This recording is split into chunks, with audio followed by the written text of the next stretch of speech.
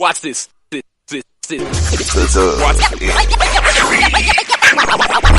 Next, football talk is a big hit. Sunday nights to Wednesday nights, we striking a match cause we lit. Y'all know the name, we call it the Dub. On Friday nights, it feels like a club. Getting that VIP treatment on the sideline, they showing us love. Great interviews, go Hoods, putting in work, go good. Texas youth and high school talking to page on Facebook, hold up. Coach Carter still on the scene, giving advice, he do what he mean. Jay Mack and Swaggy Big, rocking the gear, it's so clean. We rise and go easy, off the easy, push easy. With my steppers, our special kids, making fixing so easy. Trying to win, we so greedy. All our fans are so needy, cause they need to hear them talk about their club. We do it for the dub. We do it for the dub. We do it for the dub. We do it for the dub. That DF dub. We do it for the dub. We do it for the dub. We do it for the dub. That DF dub. Welcome to the Dub, number one high school podcast starring Pat Boteezy, Jeremy McInnes, Whitfield Roderick, Coach Carr, and Ron Riser. Well, all right. What's happening? What's going on?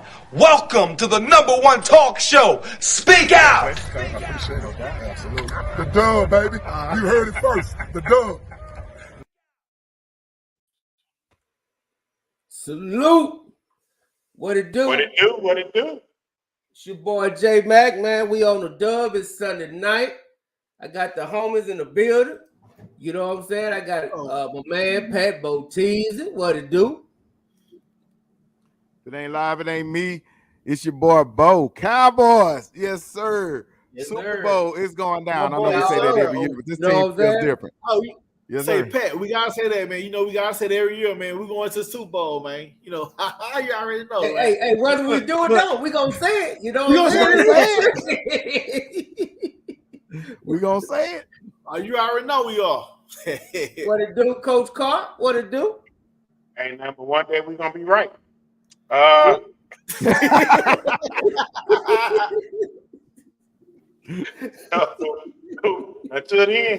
Until then, we're gonna hang on to our neighborhood heroes who all had good weekends this weekend. So Already. I'm excited, man. You know, good weekend football. It's Sunday. Ready to kick the start off on Monday, man. I mean, where would you rather be, baby? Where Hey, would you man. rather be? Hey, I ain't even gonna lie, man. It was a great weekend of football. We're gonna try to get over some of that. We're gonna try to go over as much as we can. We got hell, I want to even preview a couple games if we get a chance. We got a good week coming up. You know what I'm saying? Good week of football coming up. First out, hold on. I think we got a Swagger Ruffin is in the building. Let me see. That's my boy. That's my boy, man. Swaggy Jackson. Swaggy Jackson. Hey, y'all better leave Mike alone. I can't get to him. Huh? Well, Swaggy Ruffin. Where you at, Hey. Swaggy? Swaggy in the revolution. Swaggy Kane. Oh, Swaggy might be outside somewhere. There you go. Yo, what it do? What it do, brothers? What's You up, looking brother? next Oh, chilling on it outside my apartments. What you doing? Waiting on your pusher to come? Huh? Dang. You waiting I'm on your outside. pusher? I'm outside talking to my beautiful neighbor, trying to get her to be on the trying to get her to be a contestant on the for the love of Swaggy. Okay. But All right, we we need need back in the house, man. We try to have a football show going on. We Y'all ain't right. I heard y'all tomorrow. Okay. Yeah, I'm gonna go in the house. Say, we don't want no problem, right? Yeah. no problem. Hit us back when you get back to the house, man. I'm gonna go in the house. I hit you when I get through. We try to have a football show, man. We'll holler at Yeah, I hit you when I get through. Oh, yeah, man. You heard Yeah, that, man, bye, man. We stunting. Go on, man. No contestants allowed. Well, leave it up to Swagger to try to do something. Boy, I swear. Hey, He gonna act right one day, man. I don't want We gonna act right one day. Just pull up Corey Green. Corey Green coming. I'm gonna get Corey in, man. But first, we got a busy show, man. We got our Dub Offensive Player of the Week. He is in the building. You know what I'm saying? My man, He threw down, man. Amirie Williams Hall, man. The dude, he showed his natural behind, as the old folks say. You know what I'm saying? He showed out, man. This is him right here. You know what I'm saying? If y'all look at that. Look at them numbers. Madden numbers. Crazy numbers, man. The man went Madden 2K on us, man. That's all I see. You know what I'm saying? For real. Like for real, Man went Madden 2K, man. So we gonna bring Amirie in. Matter of fact, I'm gonna play his little highlight video, you know what I'm saying? While we break him in, let everybody see what we talking about, man. Hold on, let me see. Yes, sir. Oh man, Amirie. I think this was it.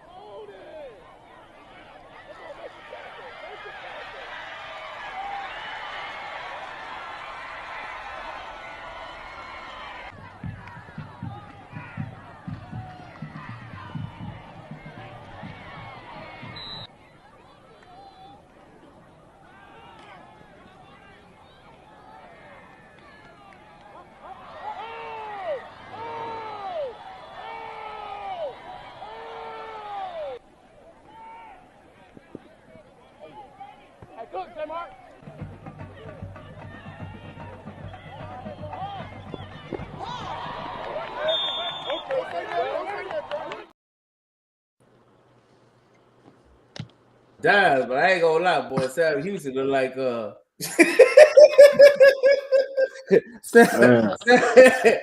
Houston like they could be some 13Us out here, man.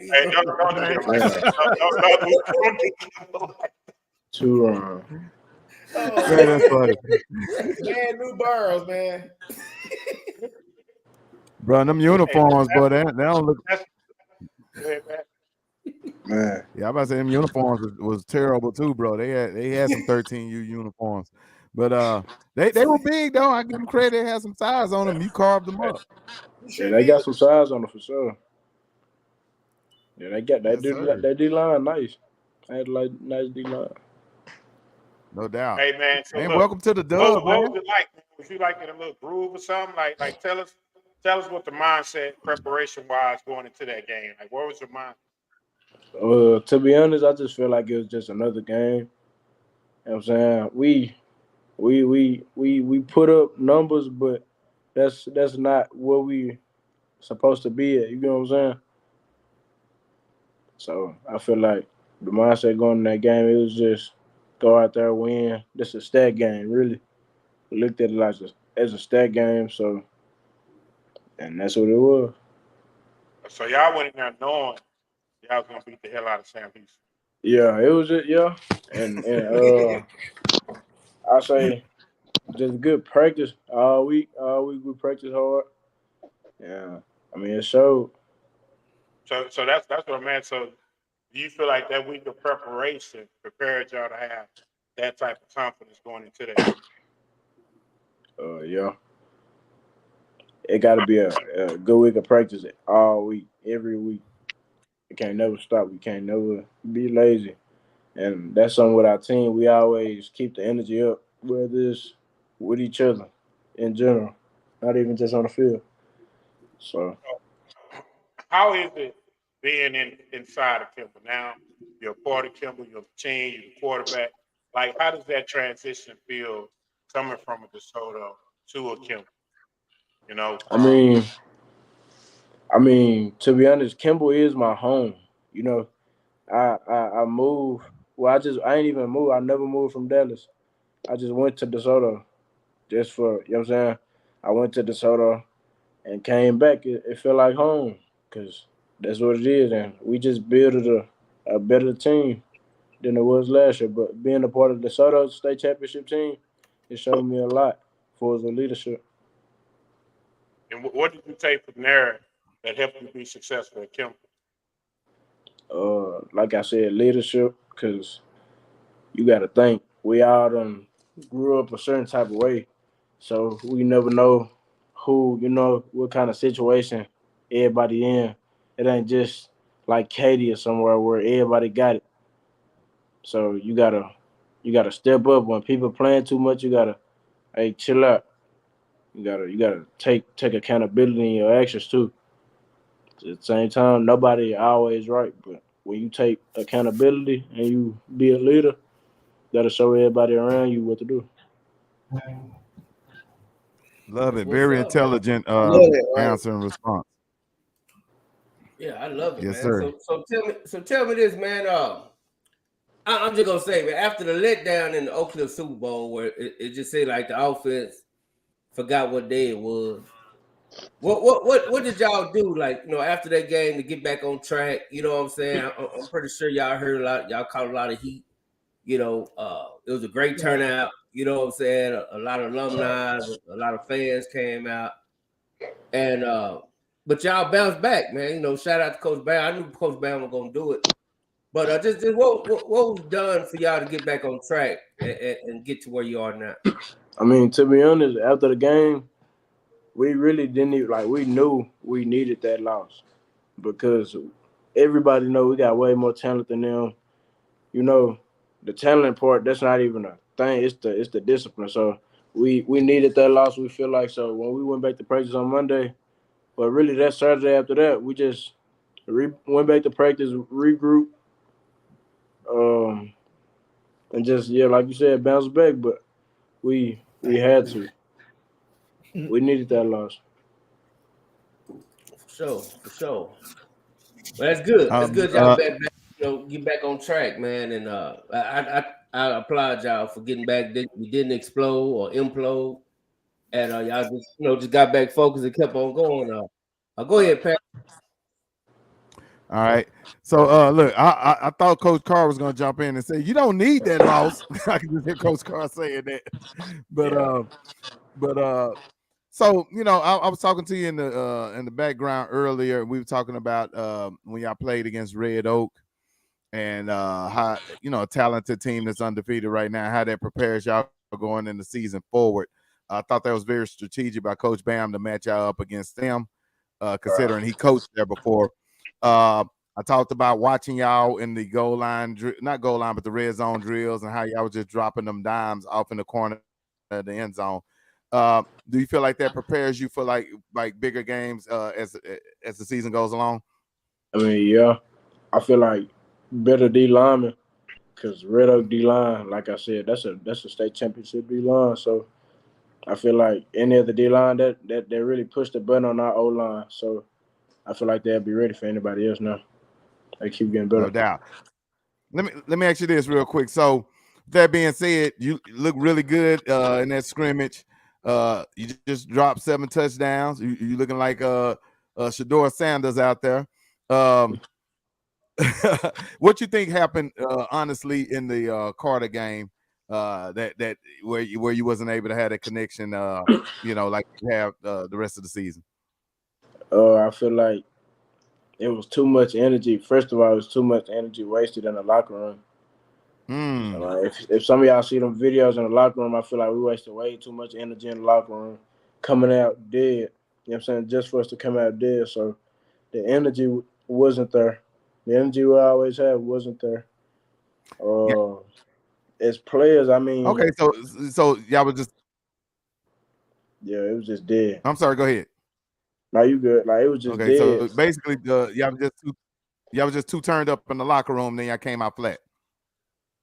I mean, yeah. I mean, that's the only part of it. I'm just saying, like, even if it's like that, we never had a momentum changer, until the end of the game when we did score.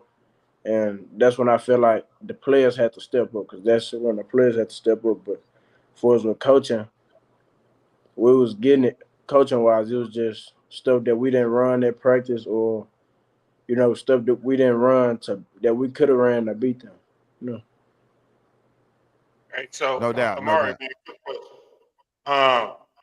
when you say the energy, right? So That because I'm curious to that because it looked that way to me when y'all came out, against that Carter team. I felt like, it just wasn't there. You know what I mean? For whatever reason, y'all wasn't as confident as y'all always are, right? So as a leader, what did you learn from that game? And what did you think that, okay, if I knew this, if this happens again, right? So the thing about the Oakland Super Bowl, Amirie, and this, because you done been to state championship and won state championship, right? But you also got to know that everybody on your team doesn't know what that experience is like. You see what I'm saying? So for you, that atmosphere was more of a playoff state championship type atmosphere. You know what I mean? So I think for Kimball, they needed that because if that's where they want to go, they have to learn how to compete in that type of environment. And I knew after that game that, you guys were gonna bounce back. I knew y'all was gonna get back on a winning road and get back to doing what you need to do. My question to you, because you're a smart guy, man. You know what I mean? You've been blessed, right? Right. Going into this, after that week, that Saturday, what did you say to that team to turn them around? To that offense? Because at the end of the day, you're the leader, right? So what did you say to them? I mean, something I told our whole offense is, first time, this won't never happen again, first of all. Second, I can't be the only one on offense leading. I can't be the only one on offense when stuff go bad, getting everybody right. You know what I'm saying? Telling everybody to keep their energy up. I can't be the only one. So if they really want it like I want it, then I need somebody else to, step up and do it with me because it's not a one-man army. It's a whole team. So I told them that. And after that, you start seeing leaders stack up. Coaches might say it's not no leaders on the team, but for they don't know what's going on in the locker room. You know what I'm saying? When people playing too much in the locker room being childish, it's people now more than it was before we even lost.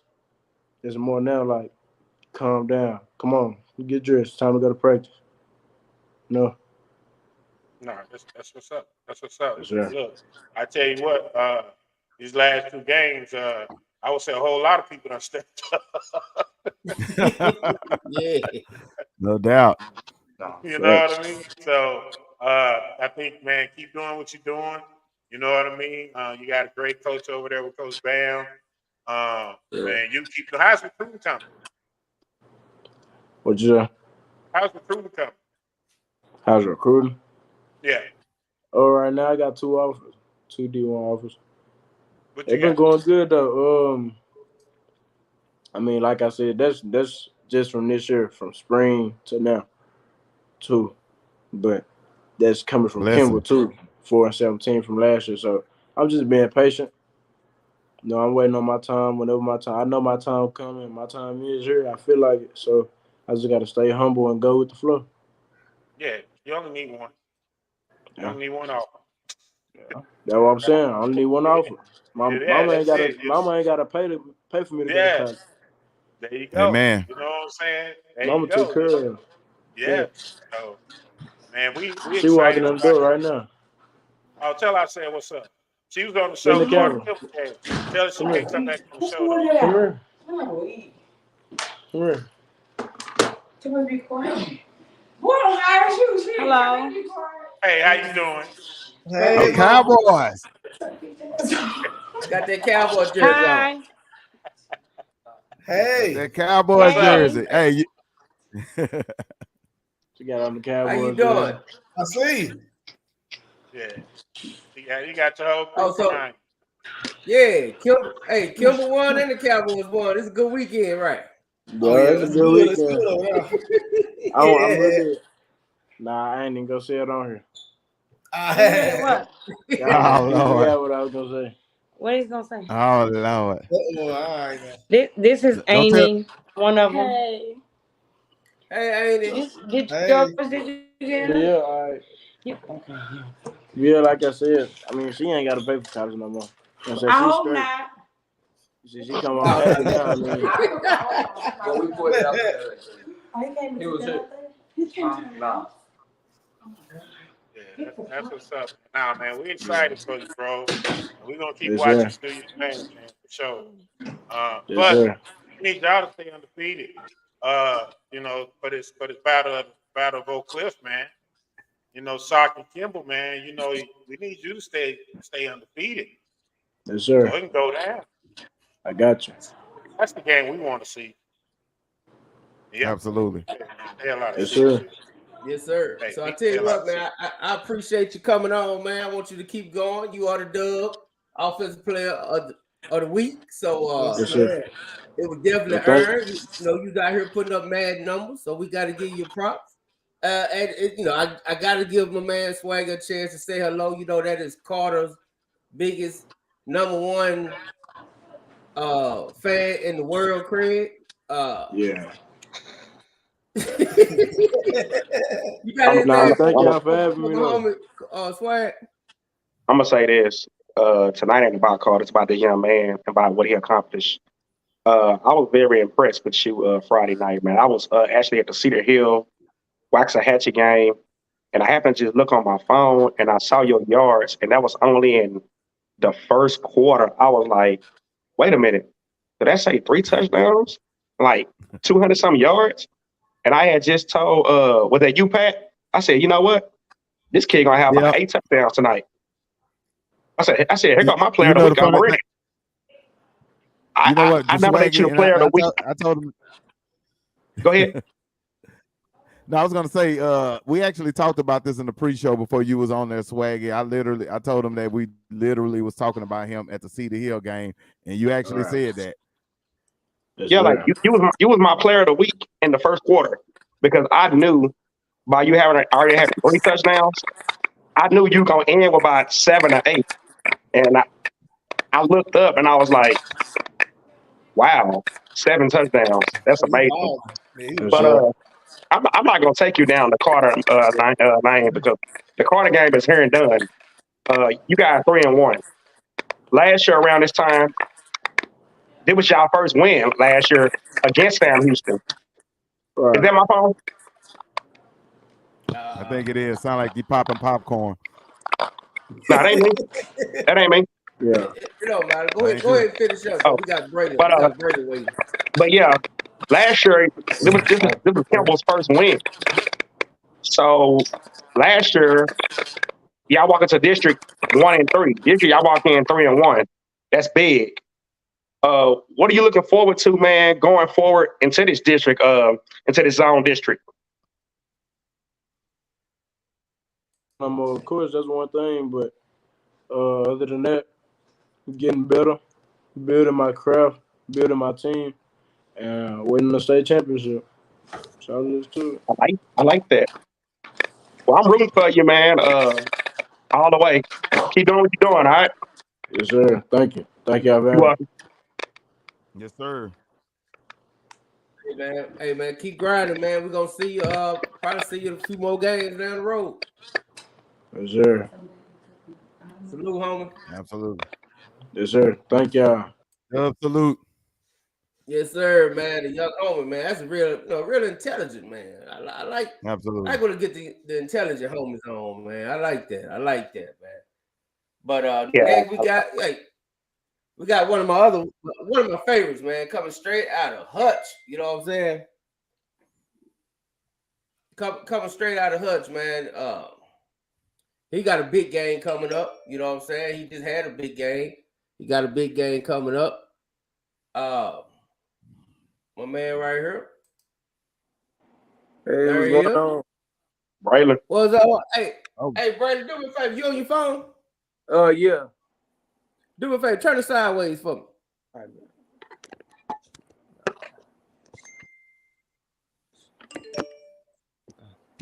Turn it 360. Go back regular. Now turn it 1 time sideways. Let me see. Right there. There you go. Just turn it sideways. I'm trying to get your screen to fill up. That'll work. There it is. There you go. It's good. There you go. Yeah, we good, man. All right, man. Now we back up, man. What's been going on, man? Nothing really. Just chilling. Just got done banging up my cousin in Madden, Guru. Little daddy done got beat. Yeah, man. Hey, man, it happened, man. It happened, man. What you on? What you on? PS5? Yeah, PS5. Remind me to get your gamer tag and bang you up a couple times. You don't want that. You don't want that. For sure, man. So You tell don't me, man, how the season been Want going them for problems. This your second time on the dub, right? Yes, sir. Yeah. The season been going great, man. You know, we starting out undefeated. We got a big game coming up. The season has been going great. I mean, we've been playing as a team. Defense been getting tighter. We almost pitched the shutout last game against Hillcrest. We only gave up 3 points.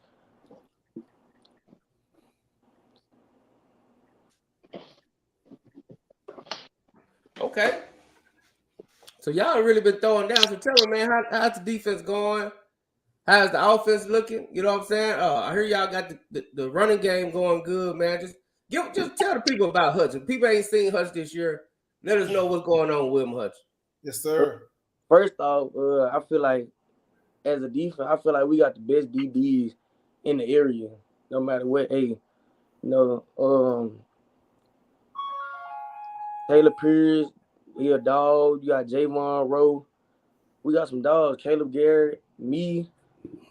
I think we got the best DBs in the area. Offensively, we got some playmakers. We got Amos Rattler, Robert Hall. Them guys go up, make big plays, explosive plays. A lot of people might not know them because they don't got stars and stuff. But if you watch them in real life, they'll blow your mind. They make plays. Hey, man, that's what's up. Matter of fact, I got a few of your plays here. Let me see if I can find them, man. We might well show my man plays out. Hold on, let me see. Let's see, this is it. Yeah, this is it right here. Scoop and skull. Little scoop and skull action right there. No high stepping, man. We got to get you the high step. I know, right? Ooh, nice hit. Little forced fumble action. Oh, they trying you deep? No, sir. No, sir. Oh, he look real good. Oh, you got to catch that pick, man. I caught it. Oh, you did? Okay. Shit, you made a good hit. Wow. Okay. And that's another forced fumble. Yeah. Ooh, good job. Do another one. Boomstick. Okay. Hit and hold. Yeah. I used to tell my son that all the time. You got to hit and hold. Okay.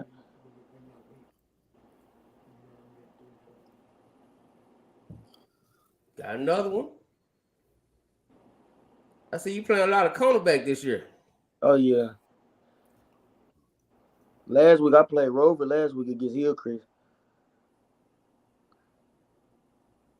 Okay, there you go, man. There you go. That was a little highlight. Hey, look, man, I see you out here making plays.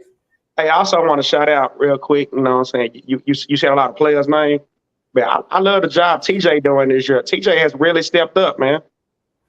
Yes, he's looking like a real good quarterback this year, and I'm proud of him. Yeah, his swag done went up. Like as a player, like his swag done went up. He just playing way better than last year. You know what I'm saying? Yeah, he looked a way lot different. Yes, sir.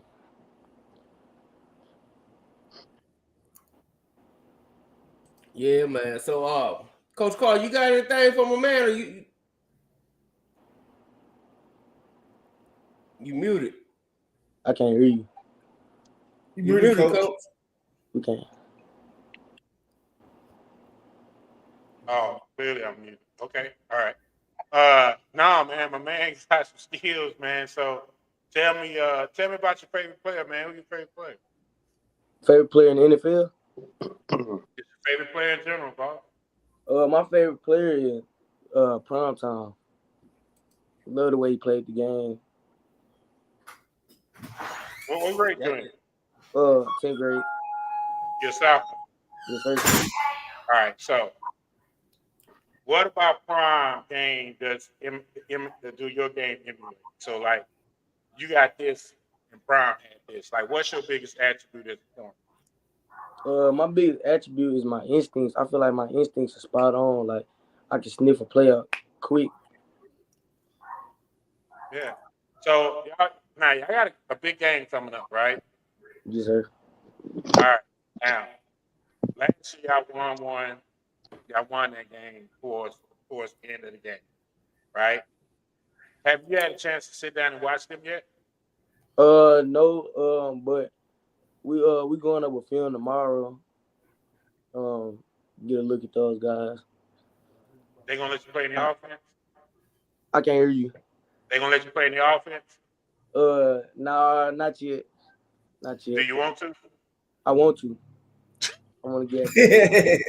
Hey, I know you want to. You got your All-American pops running around here with 100,000 yards rushing at Hutchins. I know you got to get some of that, man. You got to get some of that. Are they at least gonna let you return punts and kickoffs? I've been returning kickoffs. I had a couple kickoffs already. Did you take any to the house? Nah, not yet. I popped one for like 30, 20 yards. All right, look, man. Who y'all play last week? Hillcrest? Yeah, we play Hillcrest. All right. So we need you to go into this week, ball out. Ball out. You know what I mean? Like you got to start making them plays that when you get them picks, you take them to the house. So can we see a quick six this weekend? A pick six this weekend? For sure, they throw it my way going to the crib. Off rip. Off the rip. I love it. Hey man, I'm gonna be honest. We was at last year's Pinkston game.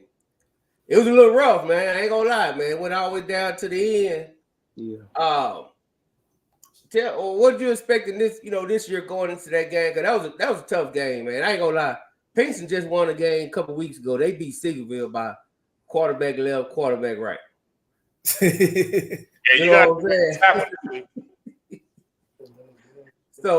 So what I can tell you about Pinkston is they gonna be you probably already know they're extremely physical and they like to just take it toe to toe with you, man. So tell me, man, what's gonna make this year's game different? Even though y'all won last year's game, but do you think it's gonna be that same kind of down to the wire, or you think y'all gonna pretty much put some space in between?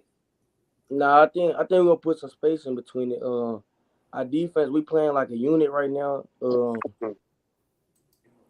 We healthy, you know what I'm saying? We got some seniors in our defensive back. I think as a unit we gonna get them boys some work. They quarterback, I'm not worrying about that guy.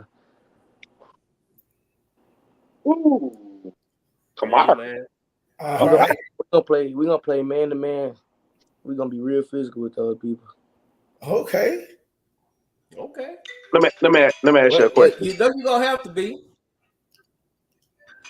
Let me ask you a question. Do you know for the first time in a long time, and I do mean a long time, coming into week 5, there's 3 DISD teams undefeated that's not named South Oak Cliff, Carter, or Kimball? Do you know who the 3 is between? You know who the others with between y'all? Besides y'all? It's Panther Creek. No, they're not DISD. It's Pinkston, and I don't know the 13. Conrad. So that's a hell of a deal that you guys are undefeated 4-0. Last year in this game, they came in 4-0. Y'all came in 3-1. This year, this is the 4-0, 4-0. We won. This game has the makings of being the game of the week. I think that speaks volumes for both of y'all programs. Both of y'all programs are trending up, and I love to see it. So I'm proud of the work y'all doing over there at Hutch, and I'm proud of the work they're doing over there in West Dallas. So I hope for a good game Friday, no injuries, injury-free. Everybody come out, and, hey, may the best team win. Sure. Appreciate it. Hey, little homie, real quick before you get out of here. Parker Big. I can't hear you. Parker Big. Tupac or Biggie? Tupac or Biggie? I say Tupac. I like him. He relentless. I like that. That's my guy. Yeah, already. Ask Pops, man. Ask Pops what he think. Tupac B. I can look at him and see. I'm a Pac man, but I'm from the South. I'm kind of more of a DJ Screw, something. Already. I'm a little Kiki. There you go. Already. There you go. H-Town music. There you go. Oh yeah. He showed from the South. You saw Pops with all red on, leaning back with his hat on. You knew it was about to get down. Hey, Amirie, 50-50 little twin, all them. Oh, you got 50-50 little twins. Yeah, all the H-Town stars. Oh, yeah. It's a little flip and all them. But we coming out this week to Big Plug X. Oh, yeah. Already. I don't know if you want to do that, man, because Earl Spence came out the Big Plug. It didn't work out too good. I ain't gonna lie, man. Plug, he bad. He bad from leading people out, man. Y'all gotta He got that man beat up. Don't go there, J man. Don't go there, man. You right, my bad, man. It wasn't his fault. It's still too early, J man. Come on now, man. Wait a minute, J man. Big H from Ferris. I think he's from Ferris. Yeah, him and Lamar. And him and Lamar used to shoot dice together or something. I don't know. Fried banks together. Yeah, it's gonna be a good one. We sure hope to see y'all out there this Friday, man. It should be nice, man.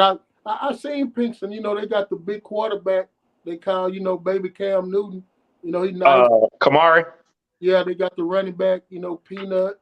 Those some very nice guys. But see, one thing about this year that's different than last year, we're a more complete defense. Because like I say, man. And this is not no shot at nobody, and this is not saying we better than nobody. But no matter the age, 6A, 5A, A private school, Wilmer Hutchins has one of the top 3 best secondaries in the area or in the state. A lot of people don't know because I agree. They don't have the stars because they haven't been to the big camps to get the stars like some of the people that get the stars. But everybody with stars. You know how that goes. So some people get stars because of the schools you at. But I'm telling you, the 6'3" corners we got, 6-foot corners we got, 6'3" safeties we got. I'm telling you, them boys will hit you, they will lock you up, and they will make you feel them. I guarantee. Hey, I will say this. I got to get credit where it's due. Last year I was there at the game against Atlanta. I saw a Wilmer Hutchins team with you, Braylon. I saw a Wilmer Hutchins team punch Shalana in the mouth for a whole half. Oh, yeah. Whole entire half. It was a 17-17 game. Mm-hmm. And they only pulled away because of a couple of mistakes. So I know what Wilmer Hutchins can do. I feel in my heart, Wilmer Hutchins can make a long, deep run this year in the playoffs. Yeah. And I've been telling everybody, I love Carter to death, I do. But I think Wilmer Hutchins gives Solana and Panther Creek the biggest threat in 7-4A. Oh, wow. Oh, yeah, they tough, man. And a lot of people don't know, how people go, do 7-on-7 with your team grimes, your true buzz and all that. Well, when we did this summer, we kept everybody together and we made a Hut 7-on-7 team to go play them guys. And when we played them guys and we come away from it, they like, hold on, who are y'all? Well, we just Hutch. We just have to go under a different name. But it don't do no good to go play for everybody else. But you go play with your own team and you do something different. It doesn't serve a big benefit. So I feel like we benefited by gelling in the summer, coming together, and now we're starting to see, the process, that came from it. The funny thing about that, Brandon and Lanier, the funny thing about that, I made an article the other day, and people laughed at me, but it's the truth. 2 things can happen this weekend with this game. Both of y'all are 4-0, 0-0. This game, in a weird, funny way, with 2 4-0 teams, the loser of this game can fool around and miss the playoffs when it's all said and done. Yeah. And you'll look at that and say, how? You're in a district with Panther Creek, Salina. Them are two hard hitters. You got Carter, and it's pretty much a 5-team race. Right. So a loss this week for someone, and it could be, you can be on the outside looking in on week 9. You need somebody to beat somebody. Say the loser of this game lose, and you would need a Carter to beat Salina. Mm-hmm. Now you got your faith in Carter in week 8. Like, man, we need Carter to win, and that ain't no easy task. Or you gonna say, hey, we need North Dallas to go beat Panther Creek. It ain't gonna happen. So it's funny. It's funny, but it's the truth. Yeah, Same thing with Carter over there. They don't have a cakewalk. We know they can beat North Dallas and etc. But who knows? Pinkston might come with it this year. Then it might come down to we got to beat Wilmer Hutchins last game. Let's see if they get in. So this year in 7-4-8, I said it best, and I'm gonna say it again. This year in 7-4-8 is gonna be a gauntlet. Someone gonna be left out of 7-4-8 at the end of the season with a winning record. And you remember it happened exactly like that last year. Yes. We stole the game at the end. You remember we stole that game with 0 seconds left on the clock because they scored to win with 0 seconds, but they ran a guy on the field late and they called the penalty, so they had to redo the play, and then we got the sack to win the game.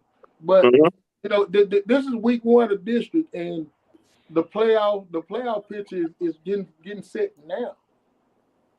You know the funny thing about it, you know how many teams I done seen go like 5 or 4-0 in district, non-district, and miss the playoffs? Like it's crazy. Like I done seen teams go 4-0, 5-0, and finish 5-5, lost to everybody in the district.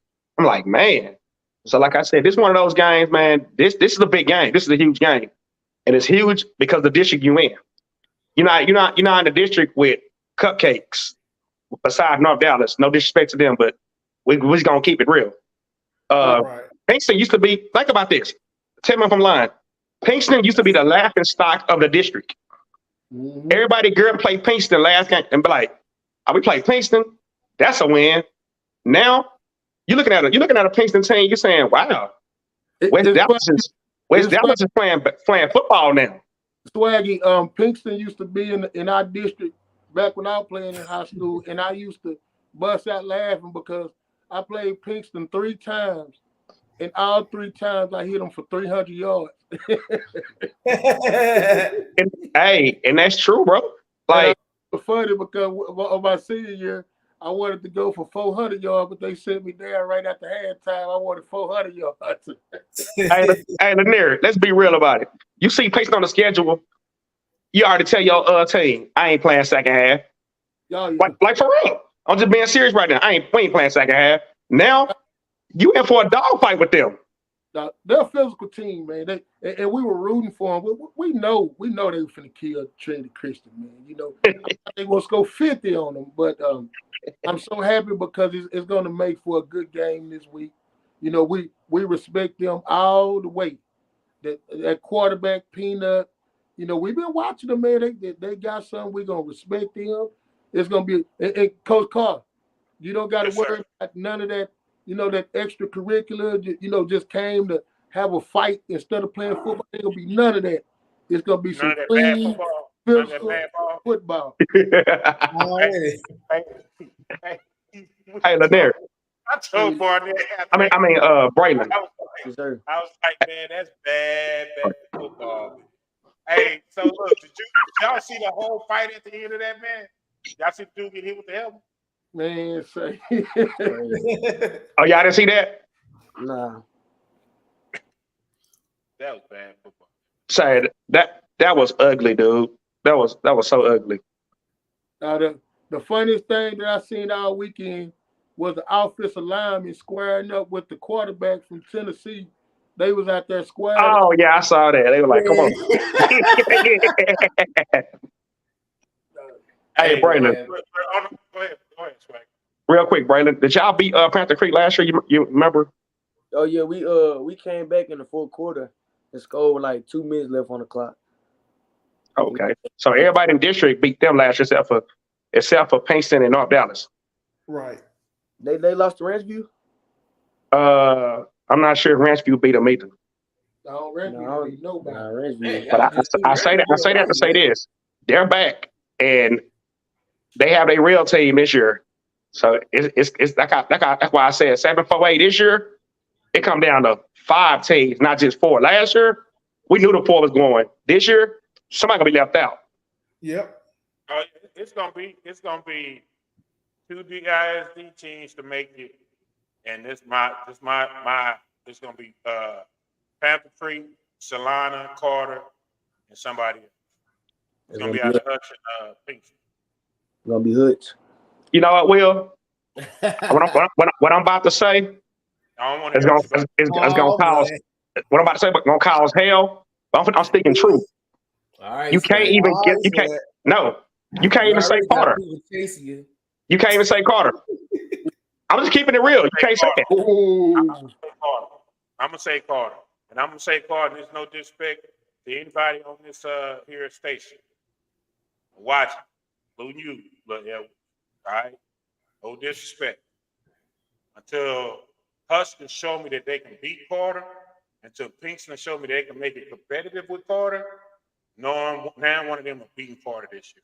And Carter is looking better than they did last year. They are a better football team. They are a better football team. They got their quarterback, they got the best running back, and their defense is playing lights out. Someone asked a question real quick. Iconic. They match up with Sulphur Springs, Paris, that district in the first round. As long as they ain't got to play Kaufman, Carter going to pass first. Kaufman not even in shape to make the playoffs. They look horrible. Good. We need them to keep being bad. Hey man, but tell me, Braylon, man, before we get y'all out of here, what is it, man, with this rivalry? Because like I say, I don't think people understand it. And Wednesday, we're gonna have Coach Lewis, Pinkston head coach on, and we're gonna try to get Barnett. We're gonna try to get y'all head coach to come on. But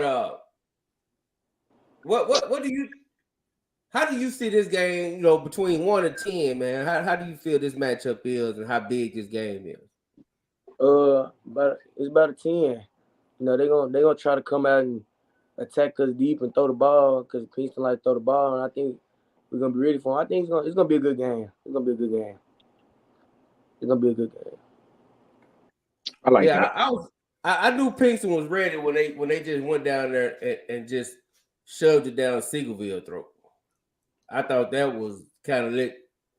That let me know Pinkston is for real. Yeah, right. When you can go play a 5A team that went to the playoffs and you didn't even make the playoffs, and you went and just physically moved them, then you let me know that you really, really serious about this year. So, I hope y'all don't lift them weights, man. Y'all don't ate your Wheaties.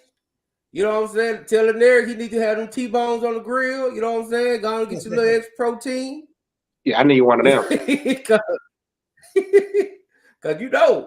know Cap 8. Cap 8 is the real deal. So I already know physically you ready for it. But hey man, this is gonna be the game. Hey, Braylon, real quick, can you take your dad? Can you take your dad? Can you take your dad? Can he take your dad right now? Is your dad faster than you right now? No, sir. Not even close. He wasn't fast me even when you back then. Oh, now you talking to the track guy now. Come on now. Yeah, man. You must hey man, that's Nitro's finest over there, man. Don't you know what I'm saying? He got the sauce. J Mac, I went 10-3 in the 10th grade. Until he can do that. He over here. Look, boy, your dad was a dog. For real. But I let him have it. I let him have it because they don't need for him to get hurt before the Pinkston game. Nah, we can't have that. We gotta have him help. I quit you on that. No, that's what's up, man. So tell me, man. I know you got your SMU offer, man. What other schools looking hard at you, and where you think the next one coming from? think my next offer might come from OSU. I've been talking to them hard. You know, went down there to a camp, did my thing. They said they're gonna be looking at me. I think my next offer gonna be from OSU. Okay. So Cal right now, for me to come down there. Who that? Cal, University of California. Okay, Oh, Cal Berkeley. Grades. Okay. You got grades, huh? Yeah, I'm gonna be at the USC versus Cal game the week before we play Carter. Okay. Yeah. Okay. That's what's up, man. Don't worry about it. Okay, you miss the flight coming back. Don't worry about it. Stay out there a week. Yeah, man. Enjoy that California weather, man. Don't even. That's the week before Carter, man. Don't even worry about it, man. Just enjoy yourself, man.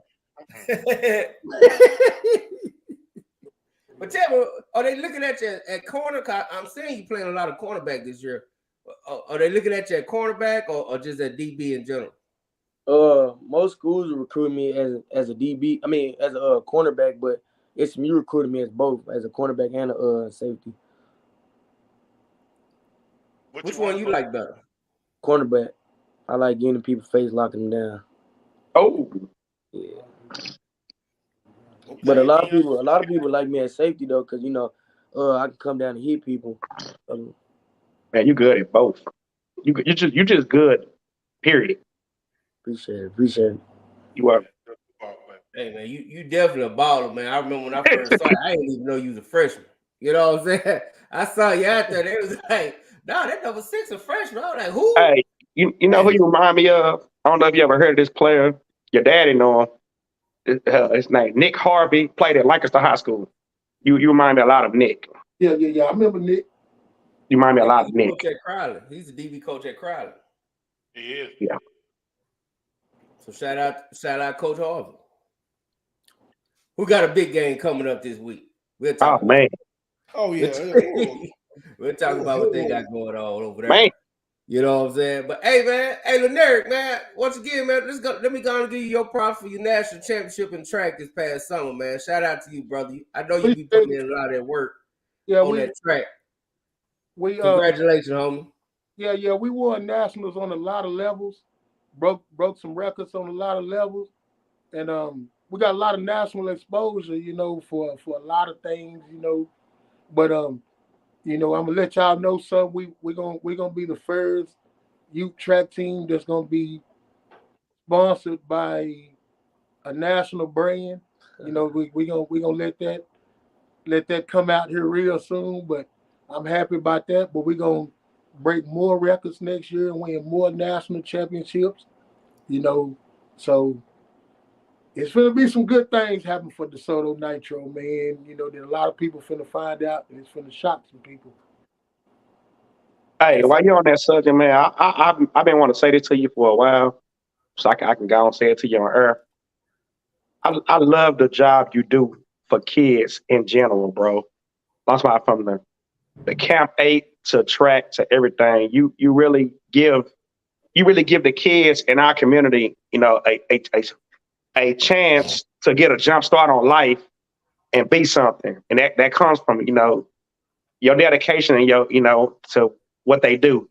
I appreciate that, bro. And that's from the heart. I appreciate it's my job. See, a lot of people tell me that and I feel them and I thank them for it, but more than anything, I feel like I'm supposed to do it. I feel like it's my job to do it. That's why I do it. So a lot of people, look at it as me giving back, and it is giving back, I guess, but more than anything, I feel like it's my job to do it. I don't know why, I just do, but a lot of people want me to come back to coaching football, but it's hard for me to coach football because I do so much, and I know coaching football will take a lot of my time, so I don't have time to coach football because that's normally when I catch my break from summer track. Yeah. That's what's up, man. Hey, you do plenty, man. You do, like you say, you got Camp 8, you got track. Hey, if I got a youngster coming up, man, and you trying to avoid all the politics and all the BS, man, hell, go Camp 8 and run for Nitro. You be all right. If people don't know, you're going to be strong and you're going to be fast. That's all you got to worry about.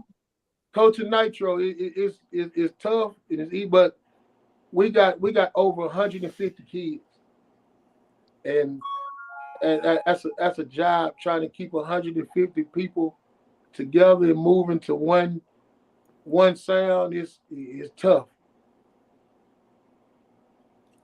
So you on Book, shout out to Book. That's my homie from way back. Oh, Book, my boy. I've been knowing Book, man. I've been knowing Book forever. Yeah, I've been knowing Book forever too.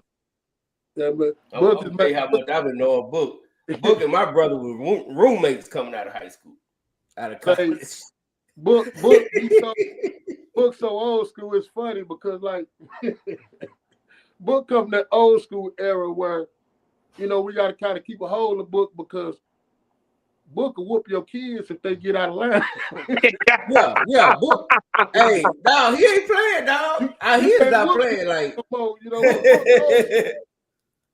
you're not gonna talk to Book any kind of way. I'm gonna tell you that now. You got what Book boy. He coached with passion. We call him Major Pain. Because man, Book got one gear, man. And I know one thing though, Book can give you the best fade in Texas though, boy. Oh yeah. Out of town, Book cut everybody hair for free.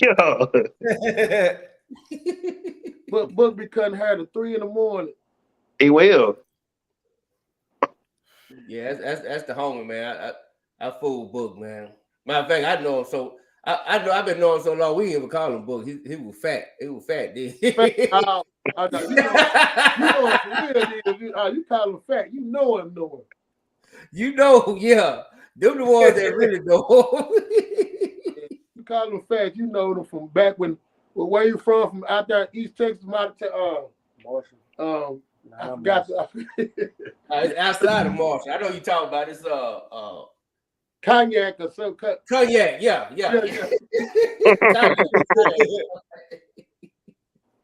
But yeah, man, we're gonna try to make it good. Hopefully, we might get lucky and get the dub out there this weekend. I'm gonna try to see can we get Barnett. We can get a tailgate going on, get some links and some ribs on the bill. So. Hey man, tell Barnett we need them all. That Birdman we need them on Wednesday. I gotta finish reaching out there to him. I know we got Lewis coming on, but tell Barnett he ain't made his dub appearance this year yet. So So he don't want to wait to Carter week, so you might as well go and do it now. That's the last game of the season. Hey y'all, and man.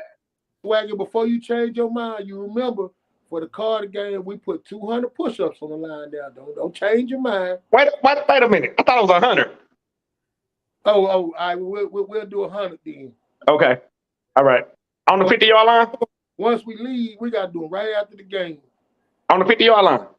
Got 100 push-ups. All right. Ooh, somebody can carry that. Brian, you gonna do 50 of them for me if I lose? I ain't part of that bet. you got me, Brian. You gonna do 50 of them if I lose? I got you, bro. Golly, I got you, man. hey, Amirie, I'm gonna get up looking like Jamie Foxx in traffic school. We like this. Yeah. Say, man. Hey, man, y'all have a good one, man. I tell you what, man, get a good weekend, man. We looking forward to that great game that's coming up Friday, man. I appreciate y'all for having me. Already. Hey, yes, already, little bro. Hey, we're gonna have you back, man. I need you to make the Dub Defensive Player of the Week, man. So we need you to get out there and give me some pick six or something. You know what I'm saying? Hey, one of these weeks, somebody gonna stop being scared and try me, dog. You still play kickoff return too? Yeah, I'm kickoff return. Okay. Yeah. I tell you what, I know one team that's gonna try you, but I don't want you to have to wait that long. We need somebody to try you down. Yeah. Anyway, man, hey, keep balling out, big homie. All right.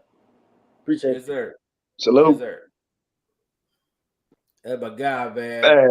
That's a good one. You know the funny thing about him and his cousin, Danny Green, they're both some real great kids. Both of them. Hey, I'm Reginald Samples, 6A Division I state champion.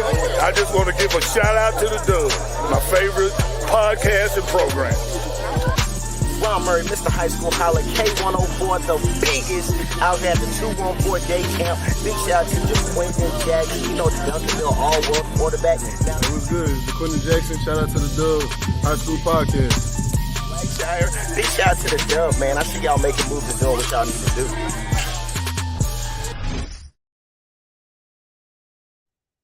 The Dub, baby. Man. The Dub. Hey, man, what y'all want to start at?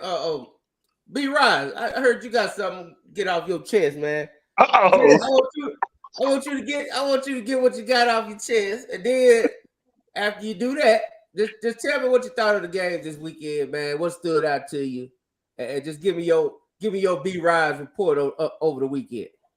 Man,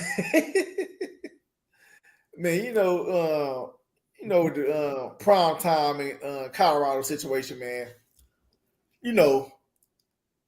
It's just me, man. You don't gotta be a fan. You don't gotta be a fan of the team. Hell, even him. But this is how, man, they gonna lose. They gonna get all hyped up. Come on, man. You don't gotta hate them like that, man. Cause last year they were 1-11.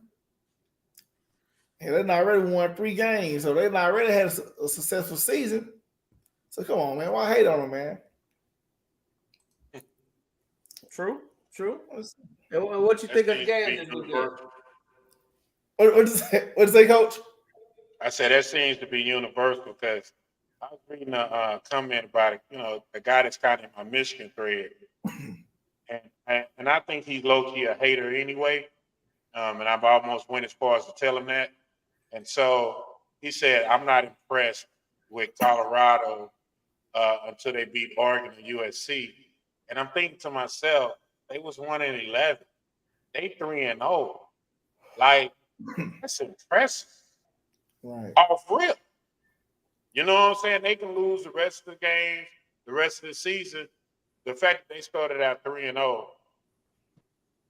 like, to me, that's like you say, B. Rise, like that's an accomplishment. You know what I mean? Right. Yeah, but they out there, man. They like there's people like that everywhere. They look like us too. Right. You know the funny thing about this, man? I don't know if y'all seen my posts I made on both my page and in the high school group.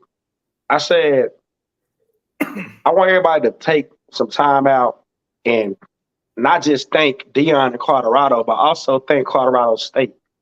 Last night you had 2 black coaches, not just 1, 2. Of course, prime time is the main attraction, but you got Colorado versus Colorado State. Like, these 2 black men hyped this game up to a level of where one says something about the other and I want to shake hands and wear glasses, and Deion is Deion. And that game had millions of people up past 12 o'clock trying to watch the finish of that. Right. And again, these are 2 black men. This is the first time in Colorado and Colorado State history that they both even had black coaches in the beginning. So I feel like those 2 black men are about to take this Colorado State game and turn it into a main attraction. Like, This is going to be long as those 2 are head coaches, this is going to be a marquee rivalry now. I mean, it's already been a marquee rivalry, but let's be real about it. Over the years, have we cared about this game? No. This game come on TV years ago, everybody turned their TV. Like, I know I'm one of them. I never watched these 2 teams play, ever. Not even back in Rashad Salam, Michael Westbrook days, Cordell Stewart days, never. So you got to look at, we're continuing to break barriers. And that's what I saw last night. I saw 2 teams just, and a lot of people on the internet like to say both teams was, cheap shot, each other personal foul. This is a rivalry. Your head coaches talk trash before this game. You're going to get late hits. You're going to get penalties. That's football. No, that ain't football, boss. Go ahead, coach. What is, coach? No, that ain't football. You know what I'm saying? Like late hits and penalties, all that late hits, really. Like that ain't football, man. That's cow. That's sucker stuff. You know what I'm saying? Like there's the game played between the whistles. What goes on between the whistles, that's one thing. But when you're blatantly hitting a kid that is completely defenseless, you didn't make a play on the ball. You didn't, that was deliberate. To me, if I was this coach, so to answer that question, was it take increased penalties? One of the things is this, like if I was that coach kid, hey man, however long Travis Hunter is out, that's how many games you suspend. I agree with that. I agree with that. If he out for the season, guess what? You out for the season. I agree with that because that hit right there, that he should have been ejected. No doubt about it. That was targeting all the way. Yeah, and that should have been called. That to me, that's the football god punishing you. The reason why you lost that game. Right. You know what I'm saying? You play that game straight up. Don't come with all that foolishness. You win that game. But you disrespected the gods and you disrespect the game of football. So it ain't gonna give you what you want out of it. Like that was some sucker stuff, bro. For real. Yeah, it was, man. Yeah, that hit didn't set it well with me. I was sitting here looking like, damn, he not getting ejected for that. Like that kind of targeting. So yeah, I was pretty torn up about that hit also. Because that young man was down for a good minute. I was like, man. Right. So yeah. Yeah, for sure. So Coach, what game stood out to you, man? This weekend? From this past weekend. I don't think a lot. Well, shit. I think the one we talked about Thursday. You know what I mean? To me, that's the only one that to me was like, okay, it's a long. You know what I mean? Yeah.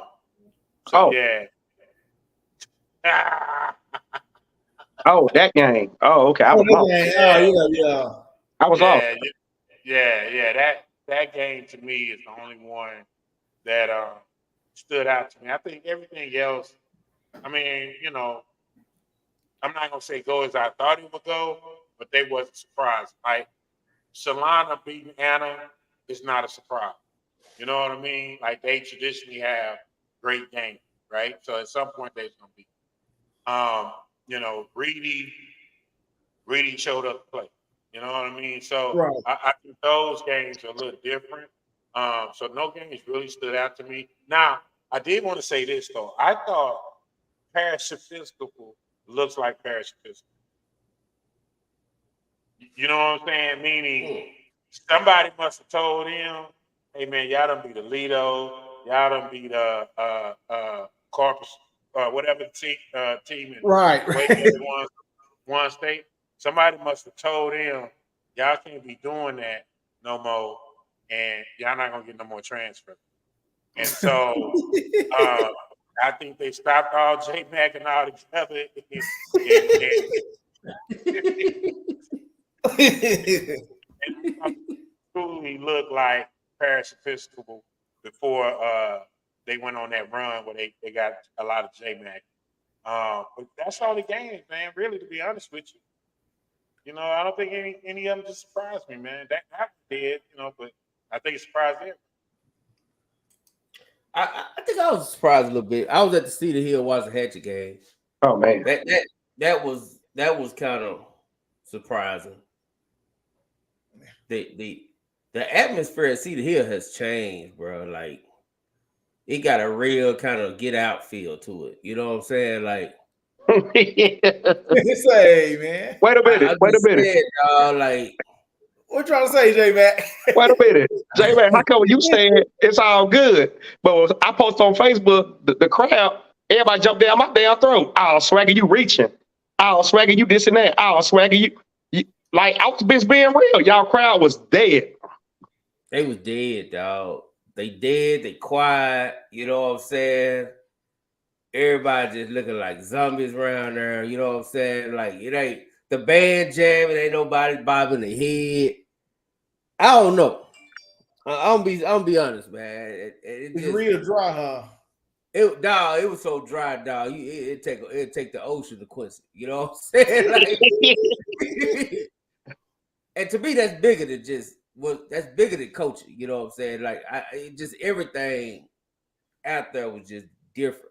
It ain't the same Cedar Hill from when they was rocking. You know what I'm saying? So, but I do think we'll get to the game, man. I think all the talent is there. I actually thought the quarterback was doing good. Like Cedar Hill just got to learn how to get out of their own way. Who they throwing quarterback over there? Is it still Edwards? I think they was on the third. Ryan Gilbert's son. Yeah, they was on the third and fourth quarterback. Tyler. Yeah. Which one was the one you said you think they found their quarterback? Tyler, Ryan Gilbert's son.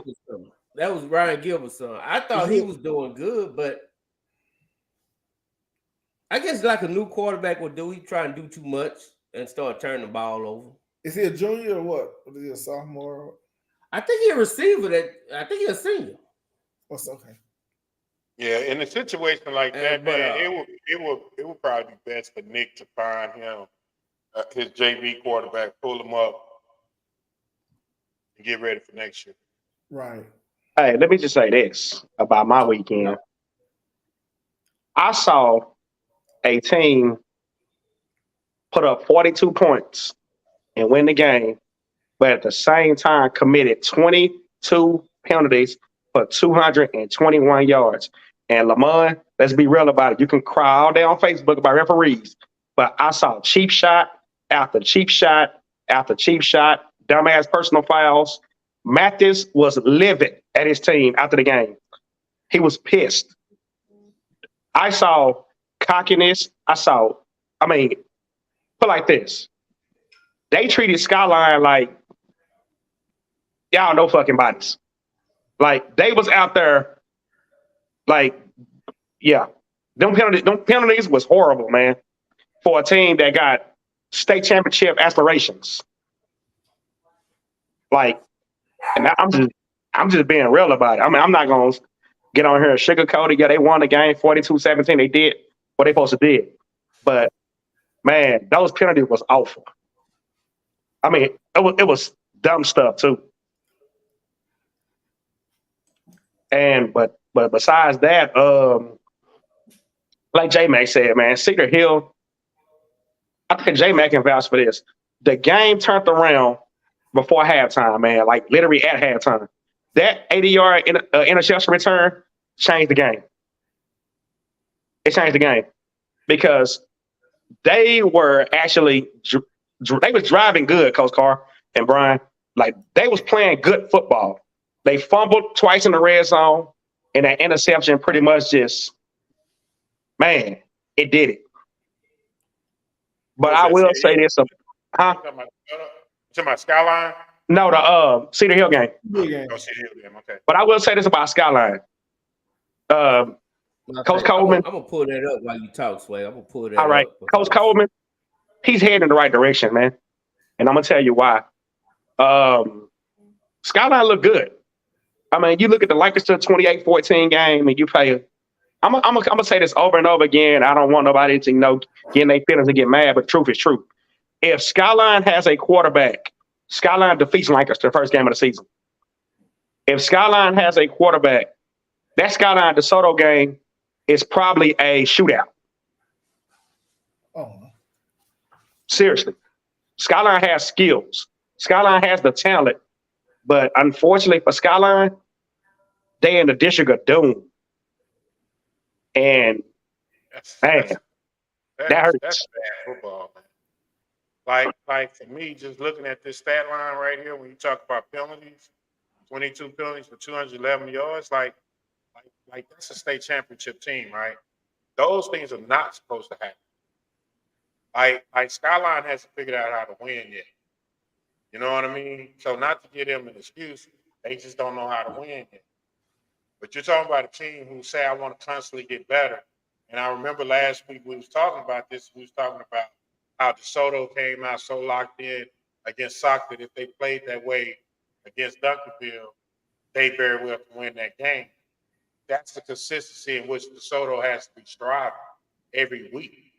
It's prepared for that game. Every play prepares for that game. Every rep prepares for that game. Everything that's going to expose you in that game is going to expose you in these games leading up to it. So that's a problem. Those penalties right there, over 200 yards, that's down and back. That's 200 yards that you've given up. You can't do that to Duncanville. They'll beat you by 40. Like those are the things that when you talk about DeSoto and some of their fans get mad and they don't understand, that's lack of discipline. That's lack of consistency. That's lack of staying focused. And then they'll sit there, oh, you just hating them. No. This is right here. They got to fix that. Or they won't beat nobody worth the doggone. They have more talent than anybody they're going to play. Absolutely. Except for them people on Camp Wisdom. But you can't bring that right there in the Camp Wisdom respect to win that game. Like that's alarming. And just how you see in practice, you got to talk about that stuff in practice. In camp, you got to talk about that stuff. We keep track of penalties. Like penalties is huge because that's hitting yardage. That's first down. That's changing field position. That's changing momentum. There's a lot goes into that. That's I don't know. Go ahead, Jay. Okay, hold on. Let me address something. Lamont, if a player run out of bounds, and he's already out of bounds, and a defender come hit his ass already out of bounds, that's a damn cheap shot. Listen, man, I don't care if it's cheap shots or offsides or holding, bro. We talking about 22 penalties. No, I was talking about Lamont. Talking about I'm with you, Swaggy. I'm saying, okay, yeah. I'm talking about Lamont. Like 22 penalties, 22 penalties. I don't care if this late hit, but there's some offsides in there. There's some holding in there. There's some pass interference in there. It's a whole lot of other stuff in there that you got to get right, man. Like that's unacceptable for real in any level of football. But also I want to shout out two teams out there, man.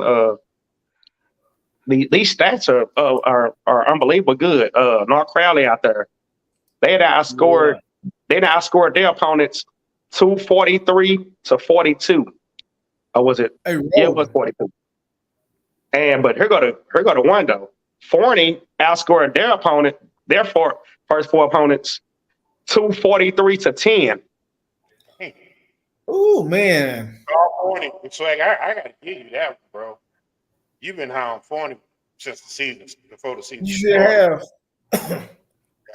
Give you that one, bro. That's a Langston, I agree. Yeah. I'm gonna say for everybody we're talking about, for all my sock people that was acting like the Riggins loss was nothing, and hey man, that dude is showing his natural black ass out there in front. He out there hitting everything, but he out there looking like Michael Parsons. I'm gonna tell you that. He balling. Yes. No, Osborne is one of the best. Osborne is one of the best running backs in the state of Texas, without a doubt. Oh yeah, look, J.O. killing it. J.O. doing his thing. I'm talking about Riggins, the linebacker. But yeah, J.O. doing his thing. He gonna keep doing it. You know, he only getting better. He's a freshman, so he's only gonna get bigger, faster, stronger. Right. And he's only gonna get better. I was shocked at how good Riggins looked in that Forney defense. It just, he looks.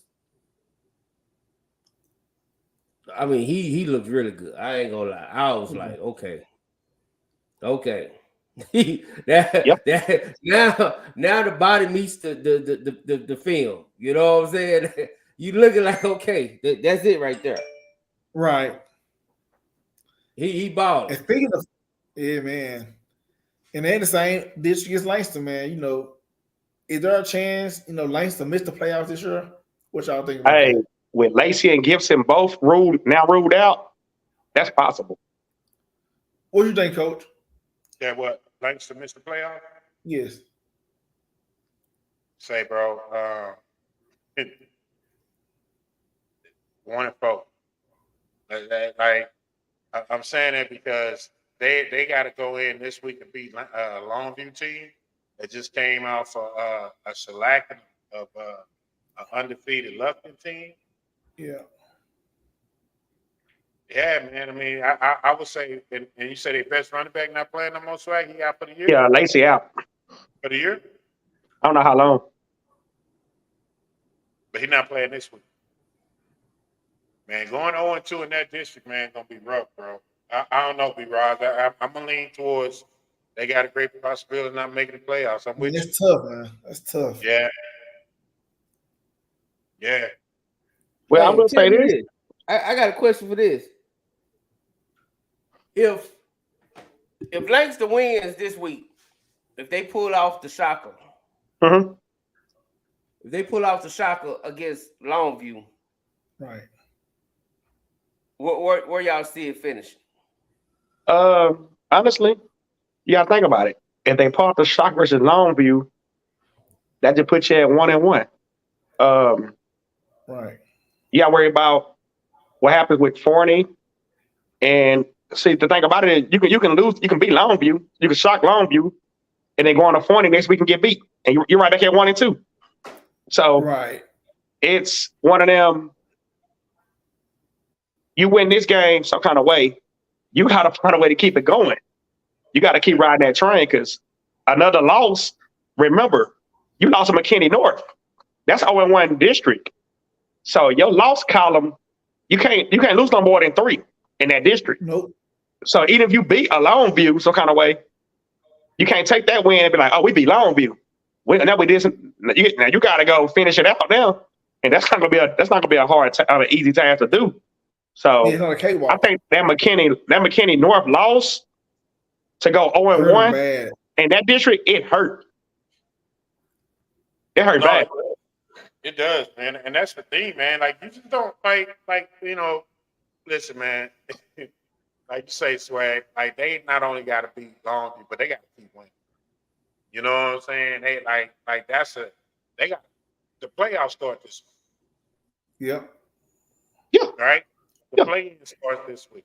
Like they gotta win this game and keep winning to have the best opportunity to get into the playoffs. I will say this though, real quick. I think from what I saw Friday night, they can beat Lufkin. From what I saw. I was just finna go there. You want us? Go ahead.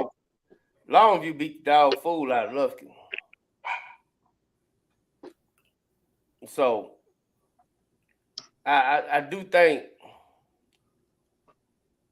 but you know what? I bet you Longview beat the dog fool out of McKinney North too, or whoever. Right. You know what I'm saying? I'm just gonna be honest. I'm just gonna be honest. I'm pretty sure they're gonna beat the fool out of them, man. Oh man, we got the homie coming in, man. Like he said, y'all wanna know something real quick though? Y'all wanna know something real quick? Oh, where's my boy? 2-2 on you fucking hoes. What up, coach? There he is. What up, man? Ty, what's up, man? See, man.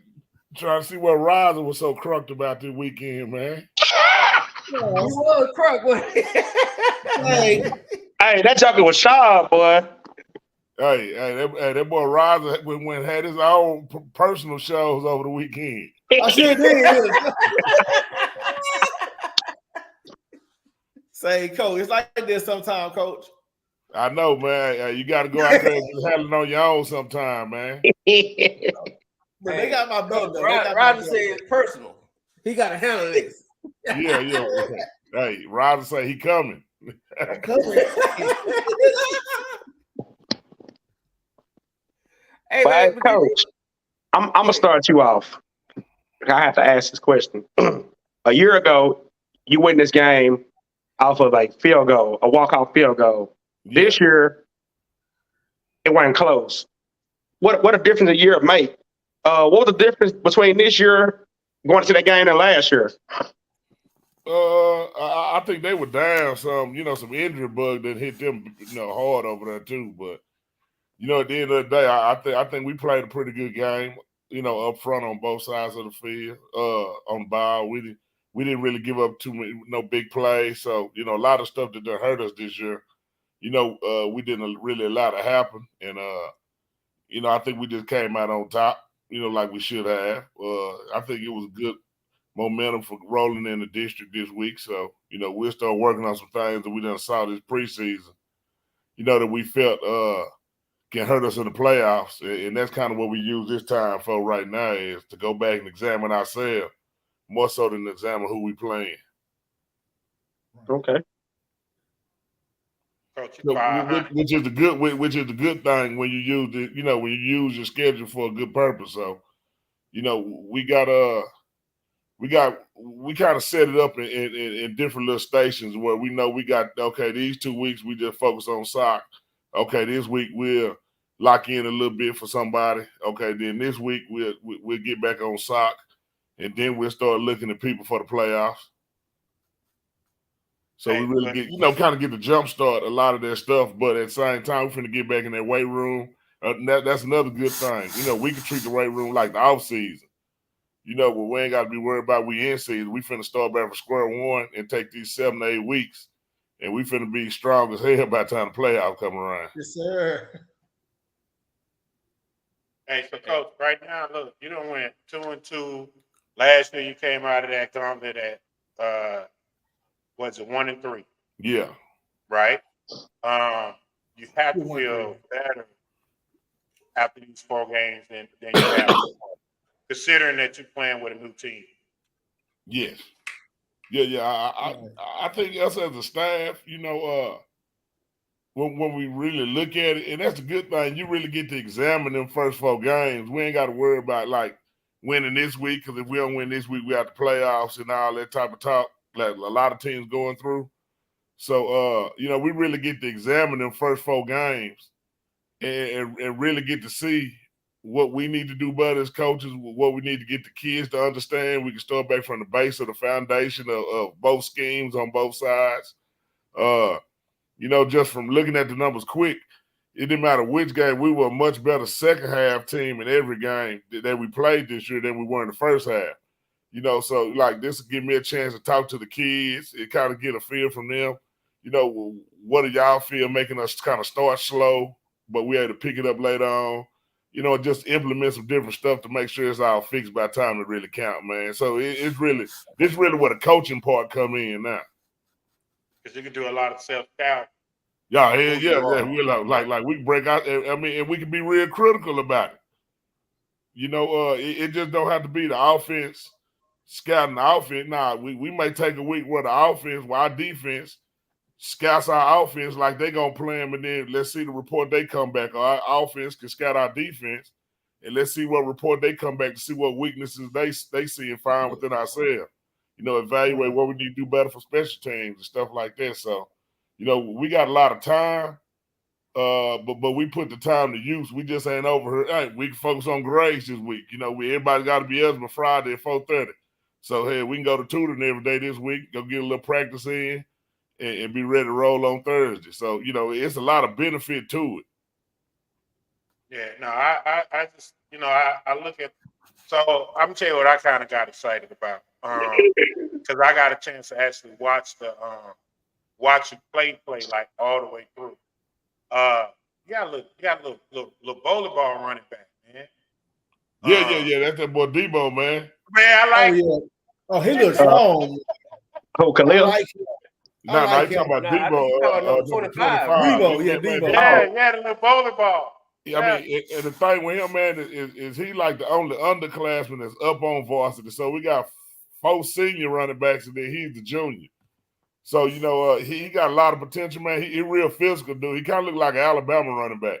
He do. He like Mark Ingram. Yeah. He like my little 3-year-old, man. He one of the biggest kids you ever find as far as just he just like a little 3-year-old. All he wants some chips and a sandwich, and he good to go. Yeah, man. And number 4, Swag. So I got a chance to watch him too. He took 198. Yes. You knew he looked like he's a step away every time he touched the rock. Yeah. Taking it to the house. Yeah, and I think that's what I'm saying. I think we got a mixture in the backfield, with him and Danny, where they go hand to hand to each other. And you know, as long as they both just stay locked in and focused, they both gonna have great seasons. You know, just our rushing yards this year compared to the last couple of years, preseason wise, you know, we like 800 something yards between them two right now. Hey, You know, Coach. in the past, you know, we were way lower than that. So, you know, some things you can look back is when our offensive line has played great games, or at least solid. You know, we've been competitive. When we didn't, like against DeSoto, you know, we couldn't get really nothing going. You know, so they got to understand how important they are up front about the success of this team also. Hey, Coach, I think Carter looked pretty good too this weekend. Yeah. Carter went out there, man, and seized his opportunity. And one thing I can say about him, he always a kid that prepares himself no matter what his role is. I had to get on him at halftime. I was like, damn, Carter, you been out here throwing the ball for 28 minutes at halftime. He was like, shit, Coach, I had to wait 3 weeks to get in. So, I was like, well, keep on throwing the damn ball then, Carter. Yeah, no, man, that's good though, Coach. Shoot, that's a plus because he got playing time last year, and that's one thing we talked about going into this game without Will is this the same. He started this game and won this game for you last year. You know what I mean? So having that as a luxury and really going into district will probably serve you better too because you get a chance to do more things with him and see, you know what I mean, exactly what he can do. The hard part about district is, I mean, especially when you start talking about offense, because it's so statistically based and it's about touches, is that a lot of times it's hard to manufacture possessions because you don't have that many possessions because the score can get, you know, you can throw the ball one time and you go 80 yards. Yeah. You know, we win games where we only had 25 offensive plays. So, you know, and then I'm one, you know, once you get to a certain point, you know, I'm not one that's going on a team that I feel, you know, that probably can't defend themselves all the way. I'm not just going to try to continuously just run up the score just for some ego shit. So, you know, you come that fine line and when the clock start running, you know, when this, that, you know, when you're trying to get something operated on, you need to be early in the game because my offense coach, they get mad at me fast as hell, but I don't give a damn. Yeah, that's the thing though, because right now, you know, you got to focus on being able to jump out and start fast. You know what I mean? So, you know, because, you know, so you can't, you know, anything can happen during the course of the game, but nobody want to play for 21 down, 14 down. You know what I mean? Yeah. You know, you want to keep that game close at the beginning because with y'all being a second half team, it'll help you more. So, like, what are some of the things that you think about doing to change up to help get that accomplished?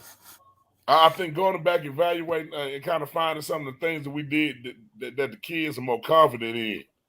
You know, to see if it's more play calling based or, you know, on both sides of the ball, or, you know, do we may need to be a little bit more conservative and start the game out defensively, you know, or do we need to go ahead and go after them early in the game? You know, I think that's what we're in the phase we're doing right now as far as evaluating that film.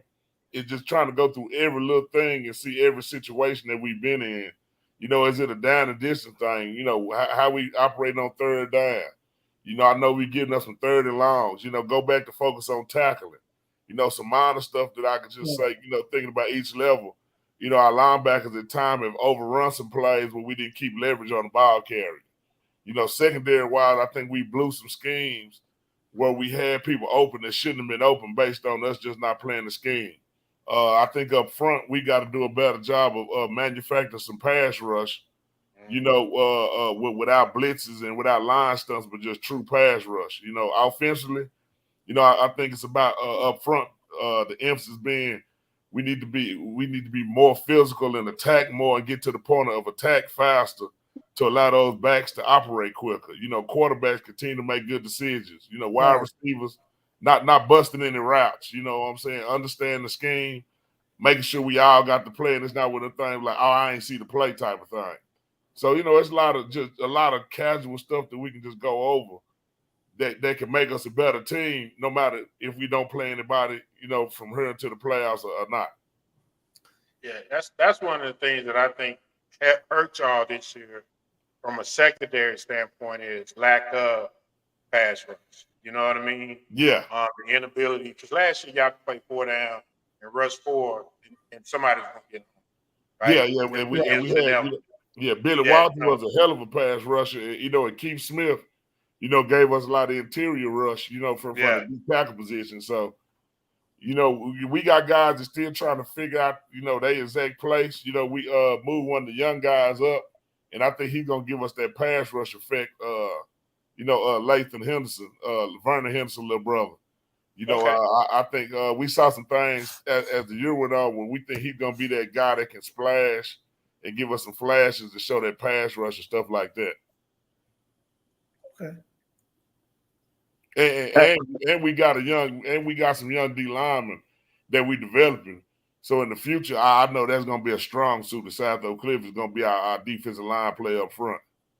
Yeah. Hey, Coach, I will say this, man. That INT by Tobias, that was sick. He reached out for that ball. I didn't think he can catch that. Yeah, about time he came through and did something. You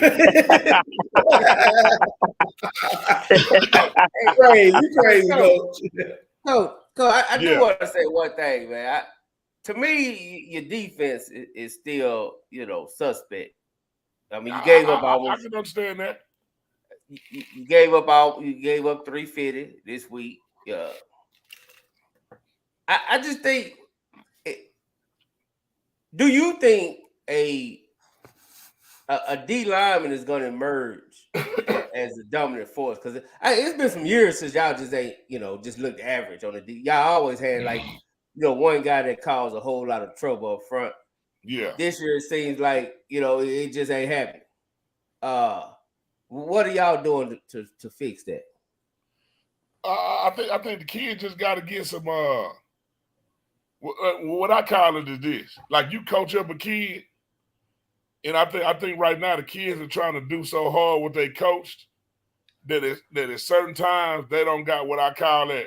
Fuck that shit you talking about, coach. I got it. You know what I'm saying? And when you start talking about a lot of guys that's players. A lot of times they got that in them up front where it's just like, yeah, coach, all right, fuck that shit, I got it. I'm finna make a play, and actually make a play. Like you start talking about losing Keith Smith. Like a lot of people celebrated a lot of things he did, but then you be watching film like, Keith, you dead wrong. But that motherfucker make a play in the backfield for -6, everybody in the stands cheering. So, and losing Billy, was a big loss as far as our pass rush too. And he developed because he wasn't that early neither. He became that as a senior.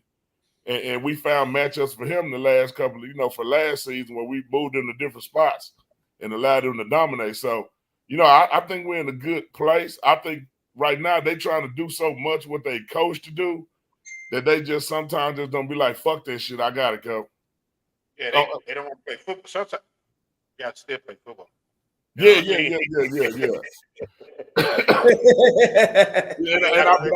And I think that shit comes with confidence. When you become a confident player, you start to see that developing. But when you looking at it, J Mac, you got to see, and this is what y'all got to start evaluating. On the show, and I know we'll know, but everybody may don't know this. You got to start looking at, okay, week 1, who was they lined up against? Okay, Eb Duncanville. All right. Mm-hmm. Week 2, who would they line up against? You tell me a team in the state of Texas that had played 3 better running backs than what we played this year. Yeah. Right. No. But you know what though, No, Todd? right. So these are questions we have because you always see like they take shot all the way out of the top 10, and then they say, well, they lost to they lost to Duncanville and DeSoto. My question, right? So here's my question to that. The teams that you got to rank ahead of them, what would be their record if they had that same schedule? Shit. You see what I'm saying? Yeah. Okay, you're going to punish me for losing to the 6A Division I and Division II state champ. But if y'all played them same teams, would you beat them or would you lose them? Yeah, and I felt the argument, but then I felt Riser. It was the way we lost to DeSoto that just wasn't indicative of being a top 10 team. It was the way it's the way the first half went. We looked like Thomas Jefferson out there. You know, I'm being real in the first half. So that's why I wasn't tripping. In the top 10, no top 10, all the goals still ahead. But I felt why some people was like, yeah, hell yeah, guess I got the top 10. But I understood the argument of why some people like, hell nah, you know, they only lost to the 2 state champs of 6A. You know, however the score was. You know, so I felt both sides. Yeah, I mean, yeah, you did get your ass kicked by DeSoto. But that now was we got our ass kicked, Willow. Like that first half. That's what I just said. I just said that. Y'all got your ass kicked by DeSoto. But what I'm saying is, to me, that game was a lot more than just football. You know what I mean? Like that subject of that game won't be at every game that you play. You know what I'm saying? But that what people don't realize too. Like if you go look at the receivers that we played against, like name somebody else that we finna play for the rest of the year that's got some of them caliber guys too, though. You know, like we went against some top dogs. You know, and that's the reason for these matchups. Like name somebody who line gonna be bigger than the lines we've seen. I guess what I'm saying, I already know that to me, and we talked about it in the beginning, Duncanville not gonna lose a game. DeSoto may or may not lose but one game. You know what I'm saying? That's Duncanville. But outside of that, nobody's going to be able to beat them. They are so much talented, so much more talented than anybody on the football field. You cannot sit there and say, okay, yeah, I can take out one receiver, but I got 3 more. Oh, then I got a running back. Then I got a quarterback. You know what I mean? It's hard. But again, Coach, I think at the end of the day, man, coming out of this thing at 2-2, coming out of it better than you were last year coming out of it, I think, shit, good job. And then you got to look at the 3 quarterbacks we went against.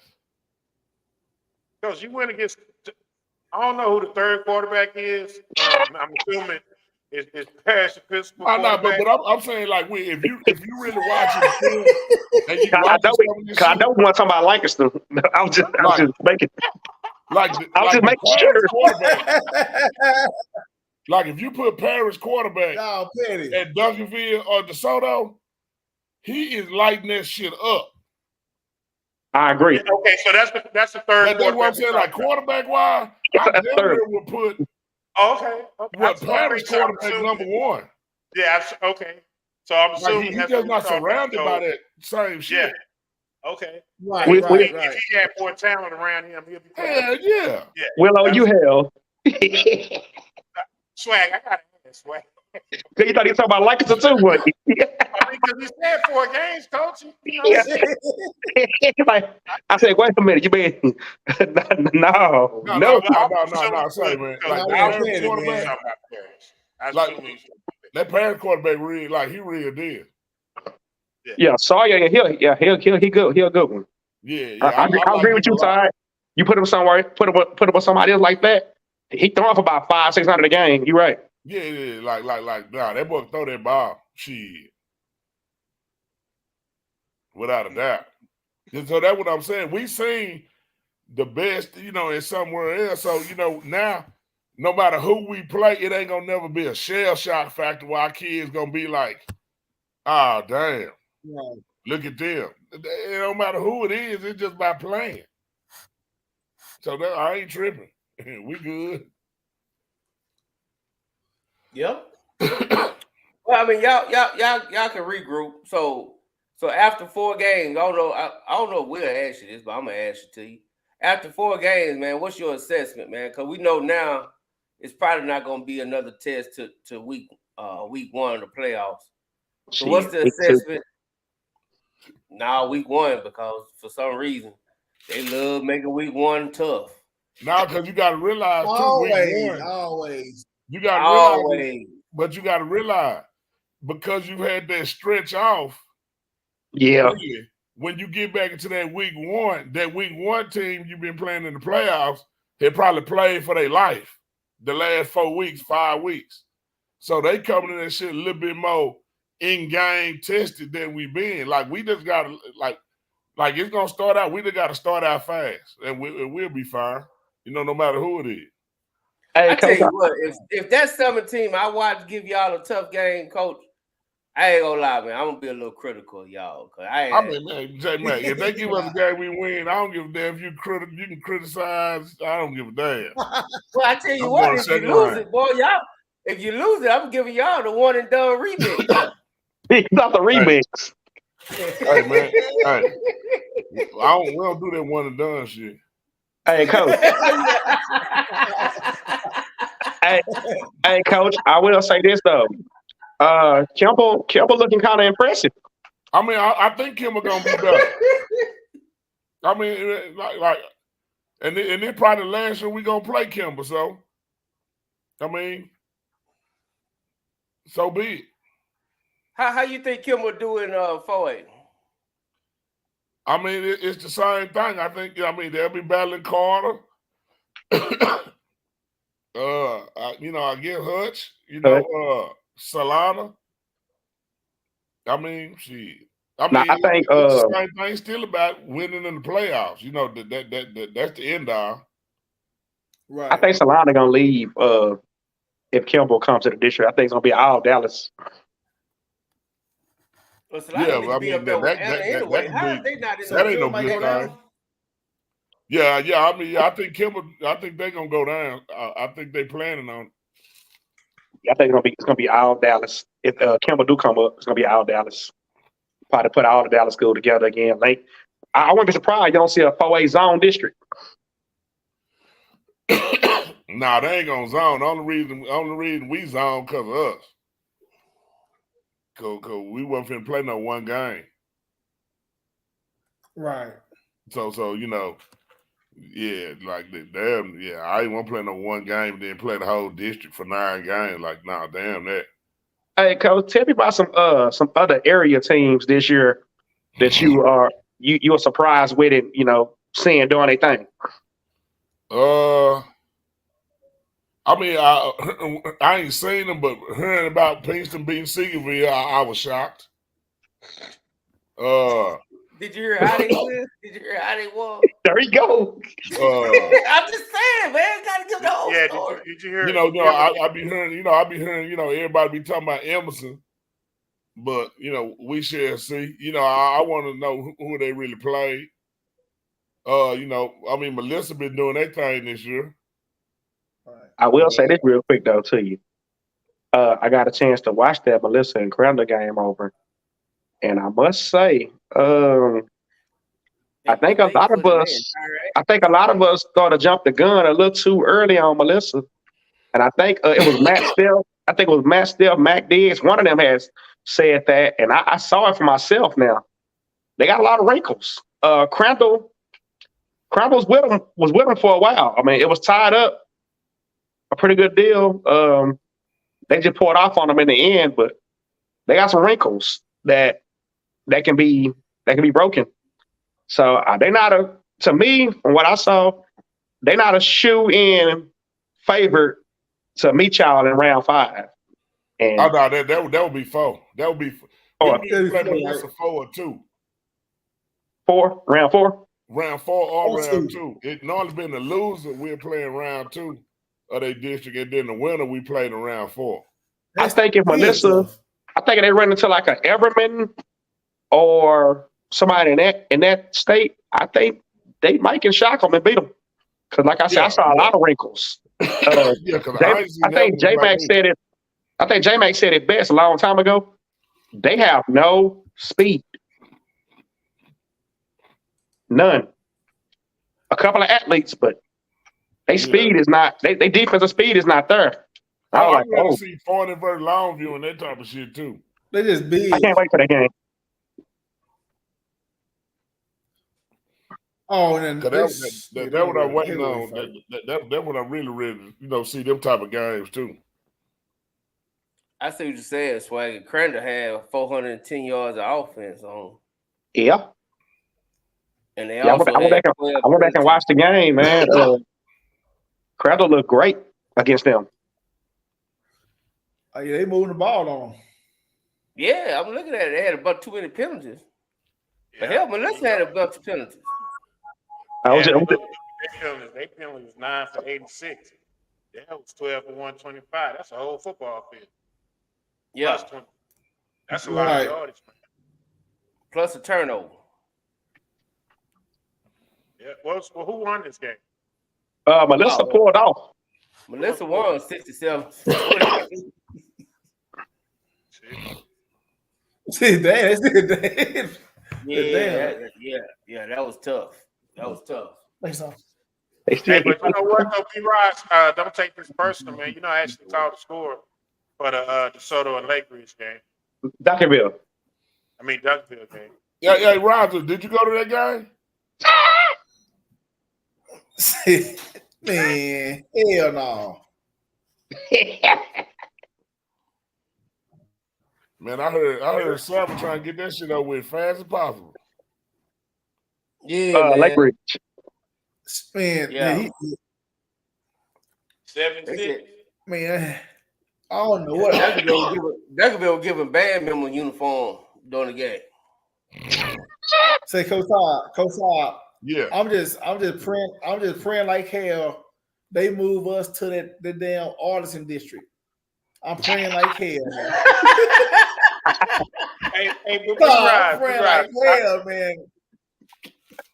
Hey, B-Rod, seriously though. I ain't gonna even lie. I'm praying like hell. They move us to that Arlington. Shit, we have. Hey, why they so bad, B-Rod? Man, they ain't bad, man. This team shit, man. These teams just good. So every team that played Lake Ridge is that good? Hey, man, yeah. Let's change the subject, all right? Let's change the subject. Hey, B-Rod, you want Jet Duffy back, huh? Yeah. Let's change this subject. Yeah, Jet Duffy ain't walking through that door. I'll tell you that right now. No. Man. Hey, Sam, tell me this. I mean, I said Sam. I'm sorry. Boy, I called Todd Sam. I'm sorry, Todd. Todd, hey, I got a question. Hey, what you think of this game coming up, man?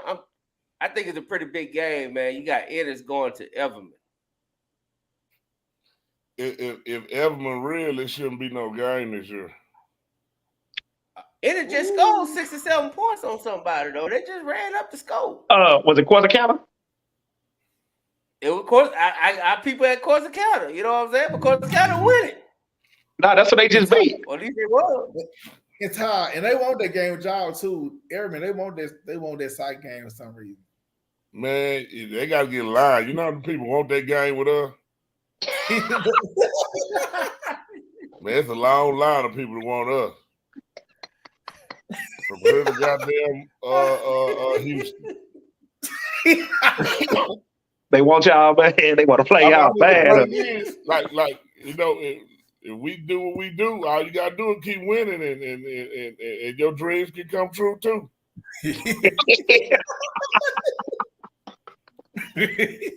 And that ain't being cocky. That's just being honest.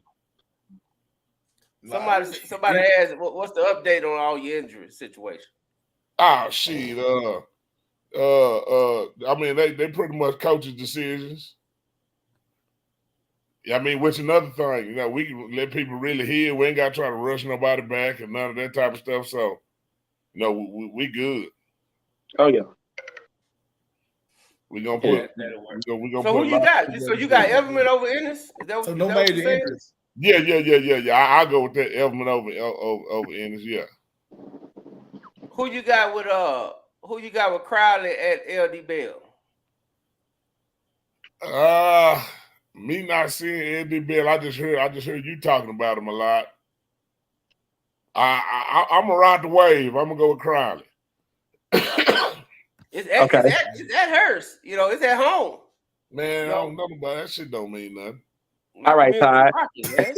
I got one. I got one for you. like at a college where you go in the whole damn stands chanting LD Bell, LD man. I got one for you, Todd. Euless, Trinity, North Crowley. North Crowley. Hutch and Paxton. I'm thinking Hutch should have a little bit more players and shit. So I'm gonna say Hutch. Hey, did you watch the Horn game Thursday? Yeah, I checked it out. What was your assessment on that? I think they look young, but they still trying to gel and trying to grow up. And defensively, they look pretty stout. Offensively, I think they're still trying to truly find their identity. And you go through them. You got a young quarterback back there. You go through them. Growing pains trying to figure it out. And I think they still trying to figure it out. But one thing I can say, it look like they got a lot of athletes though. They do. As far as skill position, in the first round this year? They gonna beat Wiley this year in the first round? Yeah. They gonna beat Wiley in whoever they play in the first round. Yeah. And then they got to meet Duncanville. Yeah, that's the hard part right there. But that's why I was saying last year, I wanted them to get to the Duncanville game last year just so the kids, you know what I'm saying? Yeah.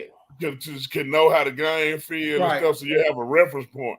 See, a lot of times when you're talking to kids, until they actually go against it, they don't really know what the hell you talking about. True. You think you give them a shot against Rockwall? Yeah. I think they came to beat Rockwall. I think they was competitive with Rockwall last year. I think they ended up losing by a touchdown or something. Yeah, it was by a touchdown. No, it was by a point. I mean, Horn defense, I think is further along than their offense though right now. So I think their defense gonna keep them in games. I think it's their offense job not to lose no games.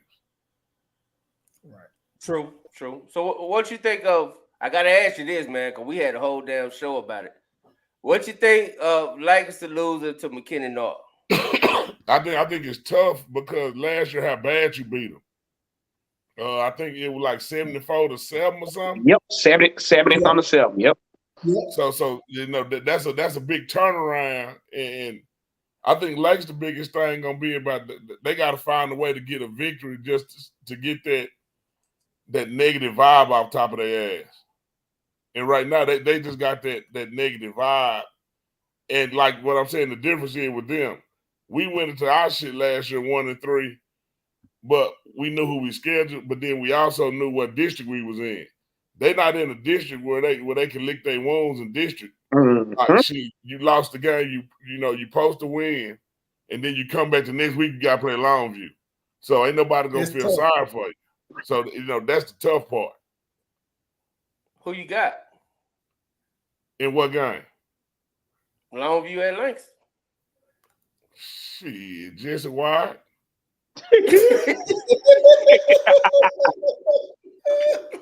I gotta put you on the spot. Because to me, that's a tough game if you 4-0.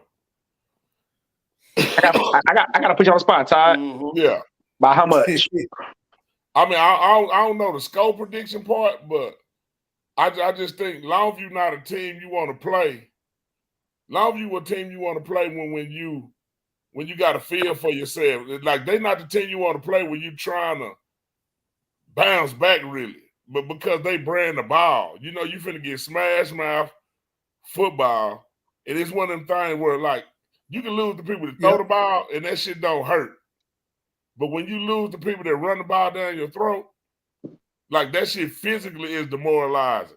So then you got, even if Longview go out there and do what they supposed to do, let's say they win, then you got to hear all week about Lancaster can't stop the goddamn run game. They front this. You keep hearing the same shit over and over.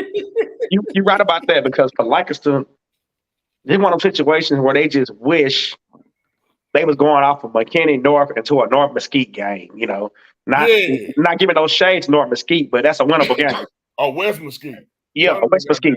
You going from a loss to McKinney North that you shouldn't have lost into a damn juggernaut. Like the next week, probably the toughest game of the day. Exactly. So it's like, man, it get and then And then let's don't count out. You got 40 the week after that. That's tough, man. They can make the playoffs. I think that's the one. I think that's the one they're gonna shock people on. The 40 game. Mm-hmm. Well, you got to think about this though. What about that game, Coach? I think that's gonna be the one they're gonna shock people on. Cause who 40 play this week? Oh shit! I can look it up. Look it up, J-Mac. You got to think about this though, Todd. Okay, you already 0-1. You staring at 0-2. Yeah. So right in the face. You walk into that 40 game. You fighting for your life right now. You on life support. Like, hey, I think that's a better team to be fighting for your life exactly than this 0-2 fighting for your life shit. Like, it's different, man. Okay, Matt Stell said it's Lufkin, not 40. But they go to easy game. They go to Lufkin first, then 40. Oh, damn. But Lufkin ain't easy. Travel game. I don't know how that travel shit is. Lufkin beatable. yeah, Lufkin. I saw it this week. Lufkin, they beatable. Yeah, but I don't like taking kids on no 4-hour goddamn bus ride. You ain't never lied. On a Friday night, yeah, that's terrible. That's tough. Yeah, so that's a whole different vibe. And, I mean, I don't know, man. They just got to find a way to keep fighting, man, at the end of the day. They just got to keep fighting. Let me ask you this, Todd. I asked the fellas, I'm going to ask you this.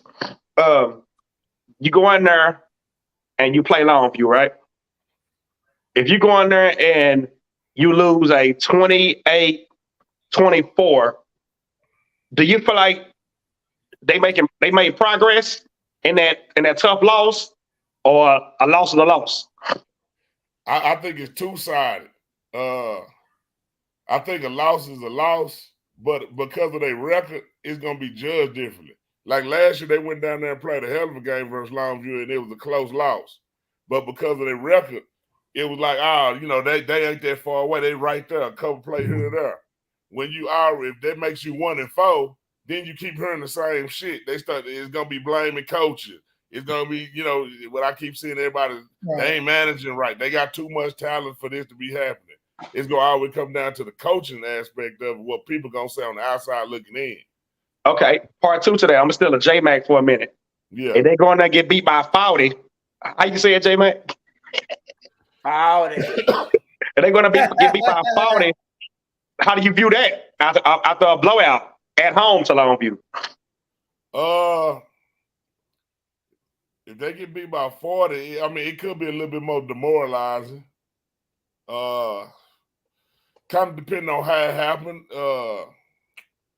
But it's going to be tough either way. I mean, if it get to like 40, shit, you just need to already go and have a game plan for Lufkin and already start working on that shit at halftime.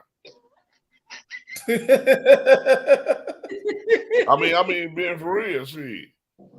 I mean, like, if you just saying, oh, it's 40, yeah, okay, then whatever. Oh, by the way, it's 40, not Lufkin. Somebody just looked it up. It's 40 first. So Langston got Longview, then 40. I mean, I think, honestly, people think I'm a fool for this, but I think, honestly. I don't think that's as tough as everybody keep making this shit out to be. I mean, the Longview part is tough. All right, Ty, here go another one for you. This is going to be a good one. So you ain't buying 40 just yet. Nah. J-Man. You ain't buying that 40 hype. J-Man, pull up the you gonna hurt Rob. You gonna hurt Swaggy feelings. But what? You gonna hurt Swaggy feelings. But this is my point, though. What I'm saying, I'm looking for the quality. I'm looking for like a quality win. You're right. They haven't had them. That's what I'm saying. Like I think they schedule that they got right now was a schedule for a new coach to go to a school to have success. Now, they next realignment schedule, they probably stepped that shit up. They may be bold enough to call me. But what I'm saying right now is they got to schedule to win. What I'm saying, like who is the toughest team they played? Probably gonna be in district. Shit, nobody. So that's what I'm saying. So we talking about who they beat the first game?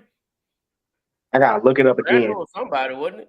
They beat Crandall? Yeah, Crandall. Who we just saw that Melissa just put 67 on also. Crandall, the only team that scored. They only got 10 points, and that was it from there. Yeah, and then who did they beat? West Mesquite? Didn't they just beat West Nah, Mesquite? it was shit. I gotta look it again. But while I'm doing that, J-Man, pull the damn shit up, man. I'm gonna put it up. J-Man, do me a favor. Pull up the Lancaster game from this week. I want to point out something to Todd. Oh, hey, I'm over here looking for 40. Oh, okay. I'm doing it too. What are you looking for with Lancaster? What is it? Cause I wanna ask Todd a question about what we talked about already last week. About you got to find creative ways to get the ball in the hands of your playmaker. Oh, with T-Eric only getting 2 touches. Yeah. I think you do got to find ways to get the ball in his hand. I also think that I mean maybe people playing him a little differently this year too. Yep. You know, maybe people coming up. I know a lot of times he would get a lot of stuff because he was uncovered. You know, you get the ball out there to him real quick. I know they moved to the backfield, did some wheel routes, and then did a wheeling in on us last year. And I think sometimes, man, in the guy, sometimes you just kind of get shook. And when the shit just starts snowballing week by week, you know, you doing everything to try to get out of it, but you don't realize you're still shook at the same time. And until you find a way to get out that closet, you're gonna continue to some gonna always go the opposite way of what you want it to go sometimes. But all right, Todd, I got you pulled up. You Yeah. gotta you rest your case. Hey, you won this one. Crandall, Frisco Memorial, Poteet, and West Mesquite, like you said. And now I want to have a winning record. Blew out West Mesquite. Yeah, you got a good point. Because now I want to all of them punches one game. Yeah, so real quick, what was the scores of those games? Okay, Crandall 64-10, Frisco Memorial 62-0, Mesquite Poteet 53-0, and West Mesquite 69-0. So they beating the hell out of them. Yeah. So they're not even close game. No. Okay, so they are a good team. I agree. They're doing to them teams what they're supposed to. I mean, they doing that to a degree. They are doing what they're supposed to do. What I'm saying is this: of the 4 teams that they beat, I guarantee them 4 teams don't have 4 wins put together. I'm 1,000% with you. You know what I'm saying? You're not gonna know who they are until they get put into a situation. All right, let me see that part. Go ahead. Let me check that part out. They become tighter and closer games. Yeah. They get that in addition. So For sure. it go back to the Lancaster thing. What would their record be if they play Lancaster schedule? Woo. Probably. Let me see. Geyer, y'all, Skyline. What? They'll be Skyline. They'll be 1-3. 1-3. Who else did they lose to? Yeah, lose to North Mesquite. I mean North Mesquite. McKinney North. Oh, well, they play them, so I can't really judge that one. That's what I'm saying. Like, to me, the most impressive thing out of this whole weekend was that McKinney North team, after losing 70 by 70 and winning that game in 1 year. Like, that's amazing, Ty. Have you ever seen anything like that before? No. That's a hell of a bounce back. Yeah. Yeah, that's. But what it could mean with last year's could have just snowballed against them last year, and it could have just fell apart last year. Because I remember last year it was something about that game where some noise was talking and somebody said something where Lancaster had kind of poured it on them because they kept talking or something. Yeah, but Ty, that's with Lancaster, that was every week. No. I'm saying, Will, it's a big ass turnaround. Hey, Jay, man, who asked that question talking about the Allen game and shit? Put that back up there. That was Lamar. You had already addressed that once, but yeah. Yeah, I already addressed that. Lamar, you supposed to be a damn Dub co-host member and shit. What are you talking about? What game? Well, Allen. About the Allen situation. I mean, they sent the email about they want us playing the Tom Landry come out there twice. Hell nah. Nah, we ain't visiting nobody twice. They try to get y'all. If that's the case, we need $25,000 per trip. Damn. Already. And when you 2 tied, about to be 3 tied, you can make those kind of decisions. I ain't caught on with no Allen to play. I mean, that's fine if they're gonna come back and play Kincaid. I already tell you what I want. 'Cause I want a South Oak Cliff, Galena Park, North Shore. That's what I want. Yeah, that's a hell of a game right there. Oh, yeah. We're going to Hey, what you think about just playing some of the other? Because, see, I was talking to someone. I think me and Cal was talking. And I was like, you know what? If Sock wanted to, like, if you wanted to, because I know y'all get a lot of slack for losing to Duncanville DeSoto, which is crazy, right? Yeah. But if y'all really wanted to just be assholes and beat your chest, you know, y'all could just schedule some of the other 6A teams.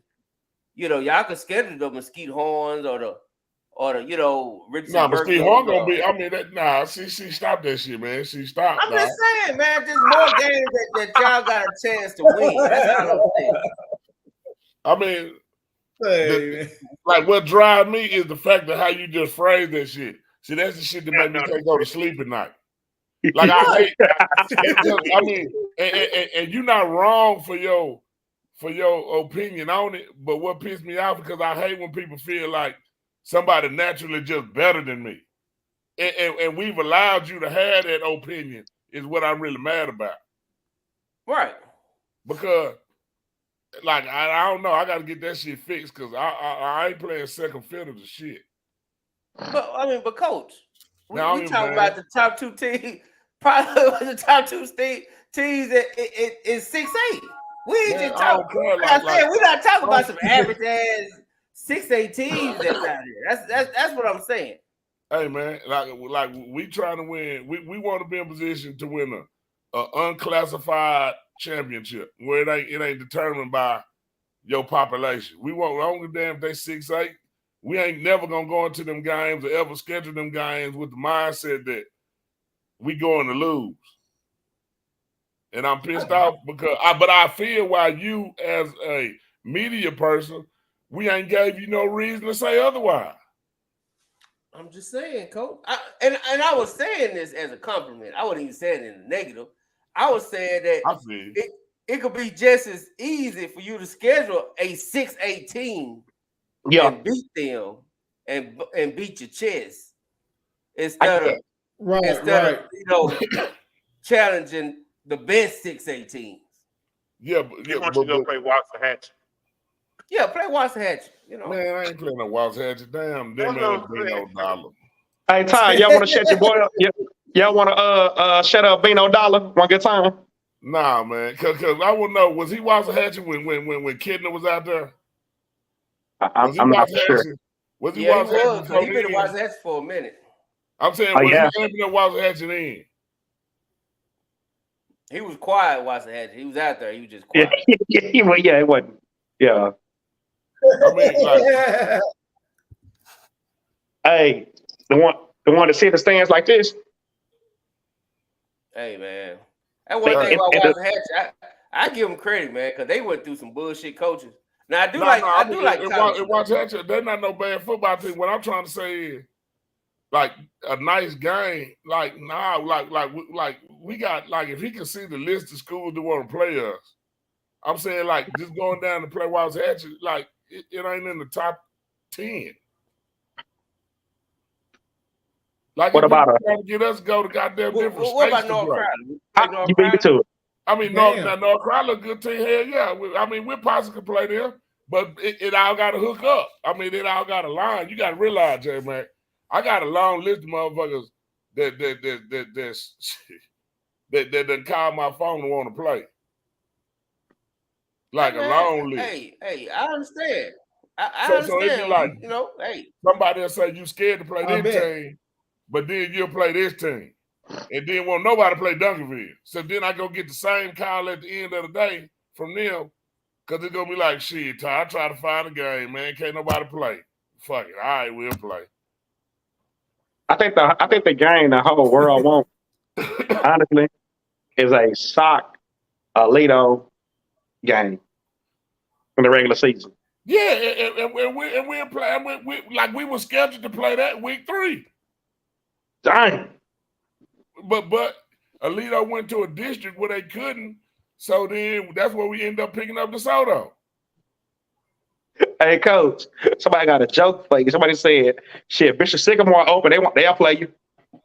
Yeah, but then I don't want our kids against them that tough competition like that. Yeah, they coach like do the PPP loans or something and shit. Hey, Will, you saw it yet? Yeah, I saw that foolishness. So that's what I'm saying, J Mac. If you had to pick, let me say you got to pick 2 schools that you say you want soccer to play next realignment. Who the 2 schools? And you can think statewide. Uh-oh. Well, you know, this is a DFW podcast. I'm gonna keep it local. Okay, I would like to see. I would like to see you if it was just me talking. I would do mine too. I would like to see you play Denton Ryan and South Lake. Ooh, Denton Ryan and South Lake. Okay. Yeah. Go ahead, B. Ryan. Who you want? Let me give you mine. I'm gonna say South Lake and North Crowley. South Lake North. Oh, mine gonna be fun. Who you got, Swaggy? North Crowley and Alito. North Crowley and Alito. Who you gonna say, Will? They got to be local. Yeah, he said if we had to pick 2 local games in the DFW area. Red Oak and Carter. Red Oak and Red Carter. Oak be good.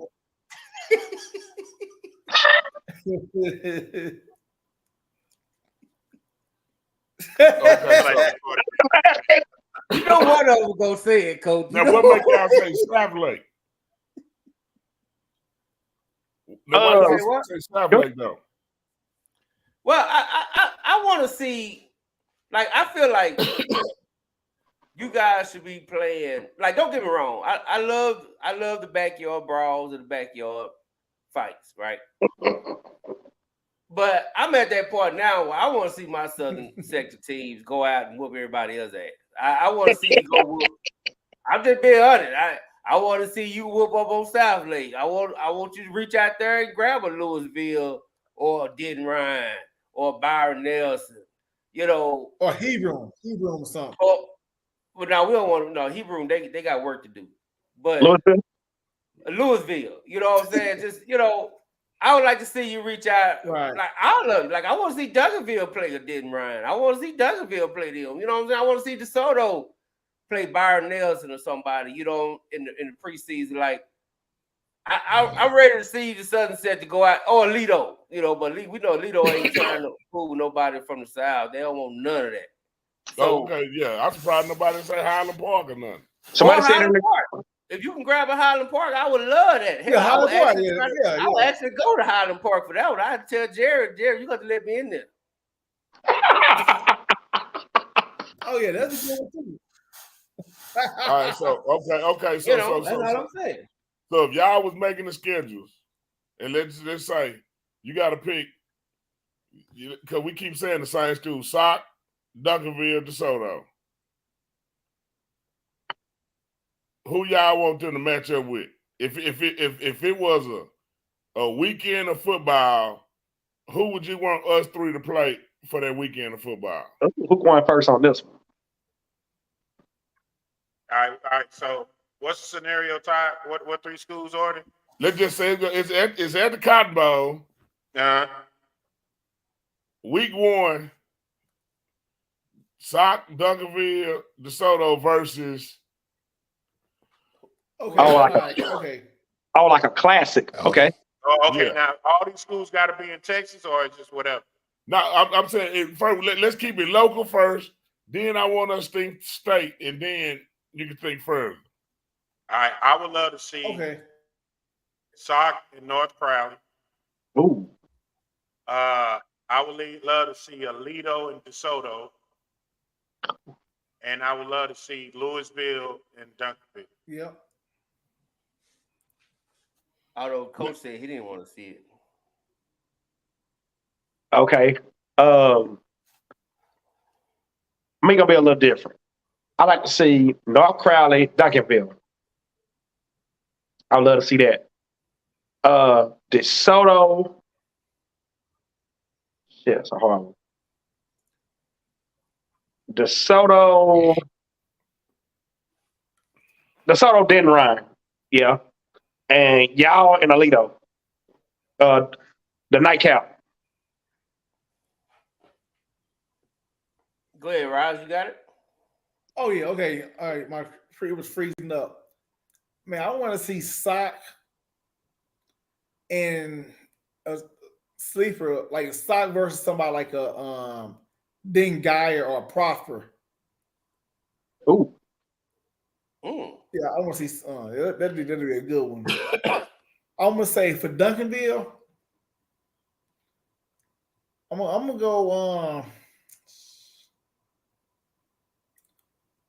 go South Lake. And with DeSoto, I'm gonna go Alito. Okay. Yeah, I think on mine, I just keep it simple. I like to see Sock play South Lake.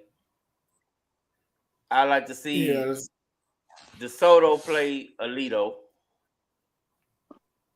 And I would like to see Duncanville play either Geyer or McKinney.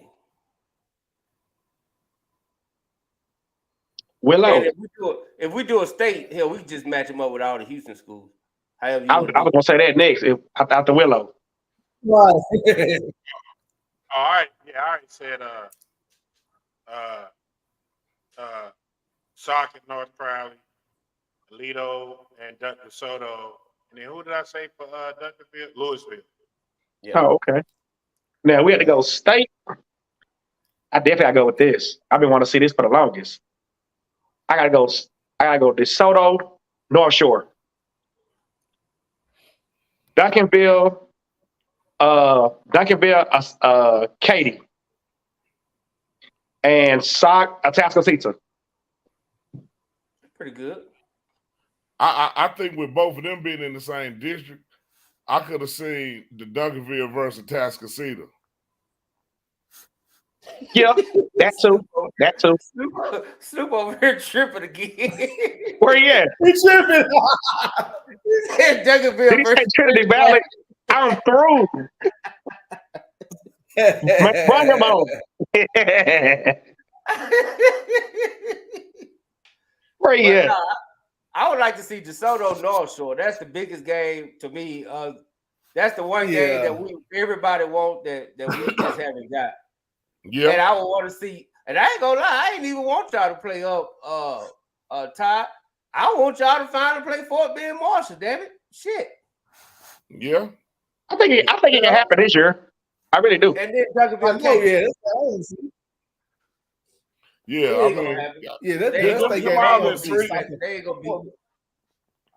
All them possibilities is entertaining.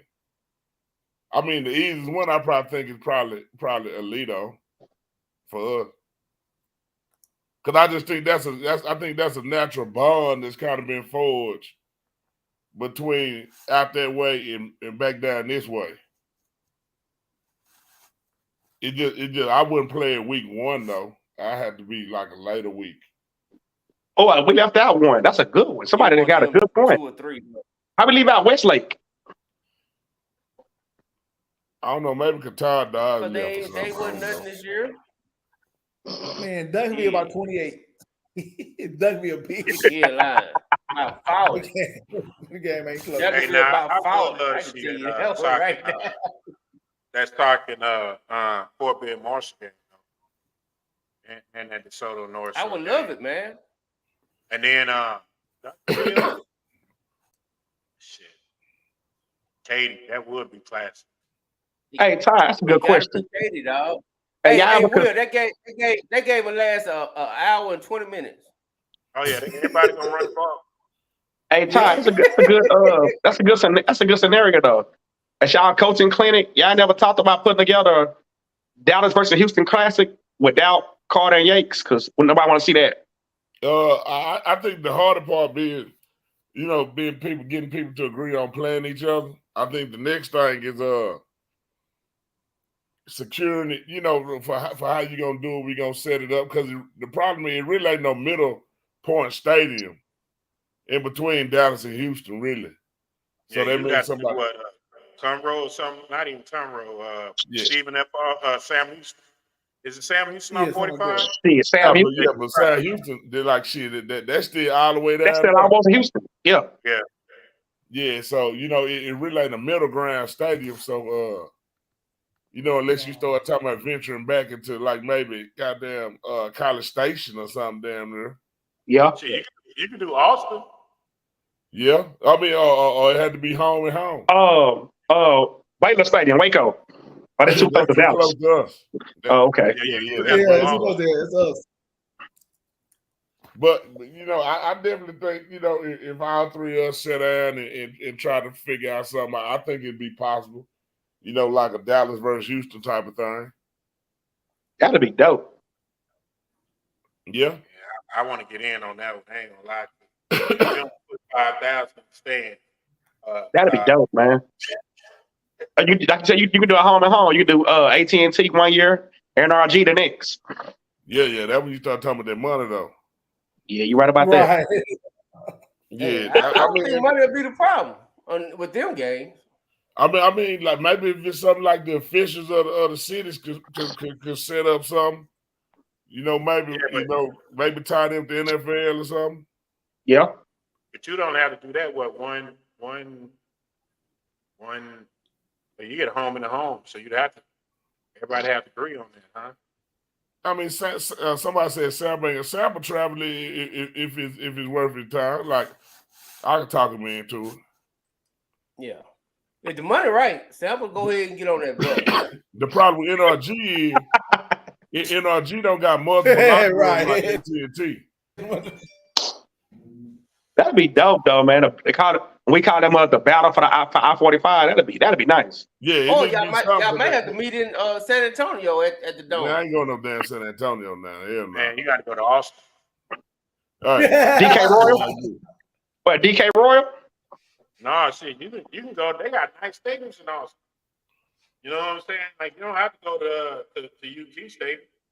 You want to go to UT. I'm pretty sure UT probably will want them games at UT Stadium. Yeah, but if you got 3 games in the same day. Yeah, but you ain't gonna. The optics of that game ain't gonna give you what you want. Yeah, it's too damn big. Yeah, it's too big.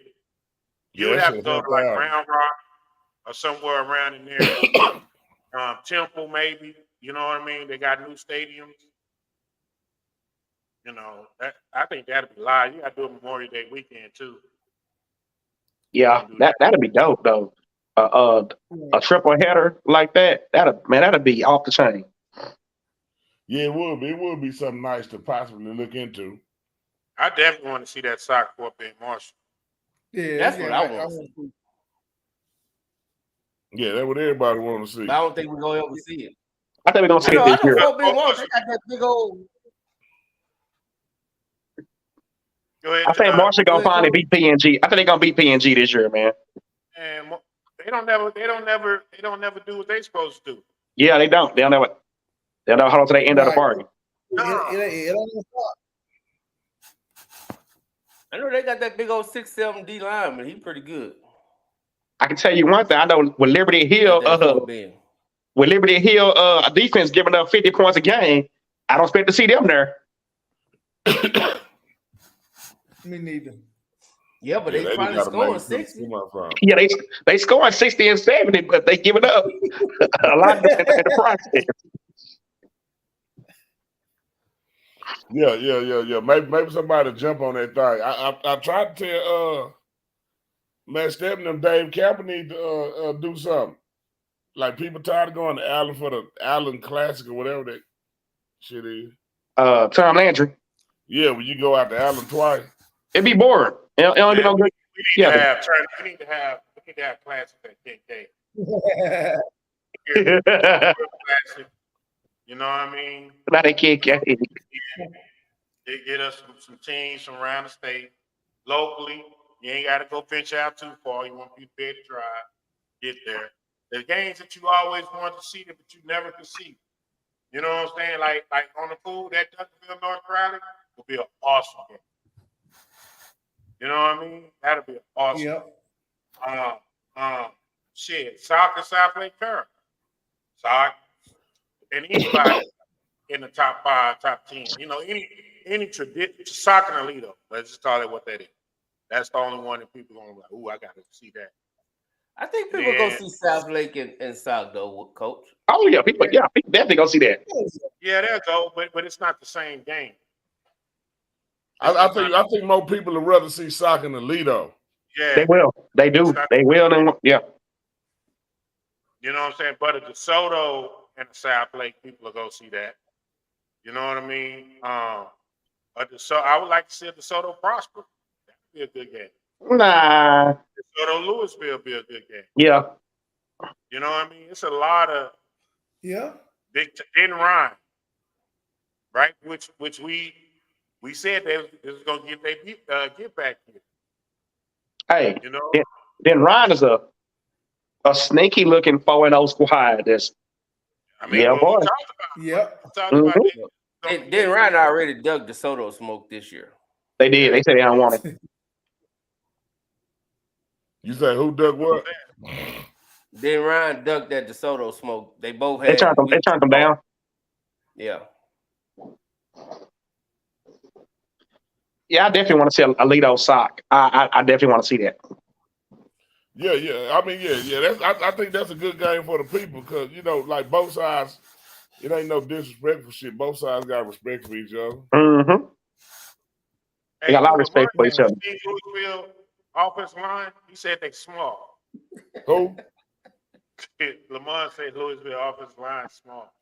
I'm talking about the D-line. The offensive line definitely ain't small. Yeah, I don't know what he's talking about. He do ever talk about the D-line. Hey, Snoop said we need the Jimmy Johnson. Snoop said we need the Jimmy Johnson as spread. The Jimmy Johnson. Somebody said Sock versus Belt at the Thomas Snoop. Sock versus who? Bell. Oh man. That game be over in the second quarter, if not the first. All right. So when it be the Oak Cliff Super Bowl, so like what title do we have as far as the Oak Cliff and Sock? We just don't have no title, or we just transcend. No. Y'all got so the Oak Cliff Super Bowl is Carter Kimball. Okay. Yours is Kimball and Sock, the battle of Oak Cliff. Man, stop it. So how can I have a battle of Oak Cliff and then Oak Cliff Super Bowl? Y'all not invited to that game. Y'all not invited to that game. No, I'm saying so. That's what I'm saying. So that we don't even play for no trophy. Yeah, no local, no regional title. They don't have that game where everybody come out and it's the battle or some kind of booth or axe or something. Who you play in district that people like? Oh, I got to come see that. Who? Nobody. Well, who they play period that people say that? But that's what I'm saying. But like who Carter It playing? should be Langston. Like, I gotta come see that. Who what? Who? I mean, like in Carter district, who they be like there? Who they gotta come see? But Carter game's not into this. It's Kimball. It's a preseason game. Oh yeah. Okay, Tom. Everybody came to your DeSoto Dunkerville game. Everybody came to your DeSoto Dunkerville game. You didn't give them a name, but everybody came to it. If that game was the same day as a Carter Kimball game, everybody would be at your game. Yeah.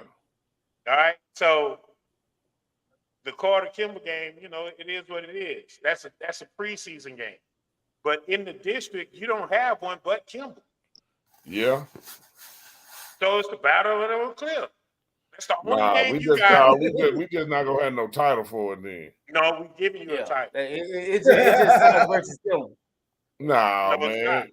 We're gonna call it the Willow Classic. Hey, what you think about that, Roz? There ain't no battle of Oak Cliff. Like, man, come on, man. The Willow Classic. Hey, Willow, you sponsor that game. Listen, Todd don't want to fall in line.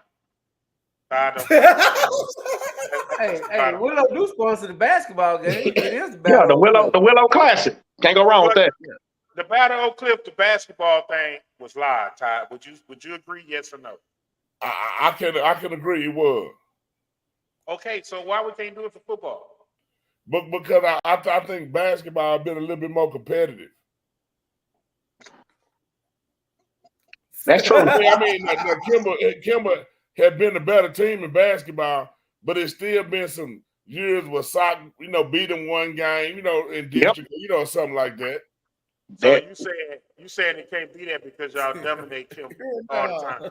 No, I'm saying has been in the past for the last 9 years, and this will be year 10. Yeah.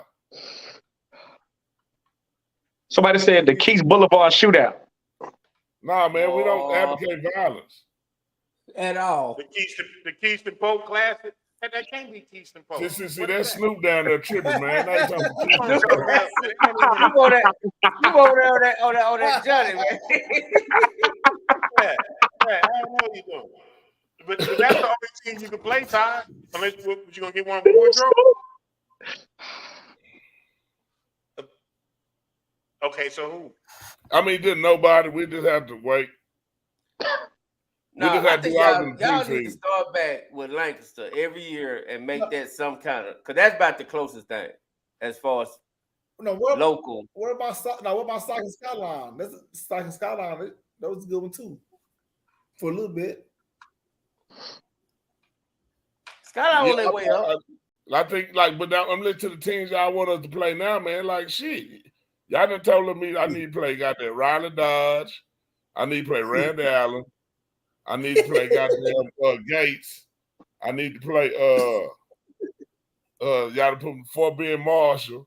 That's what I'm saying. Like it's a long ass list of teams. That shit hard to hear when I be looking at all these names.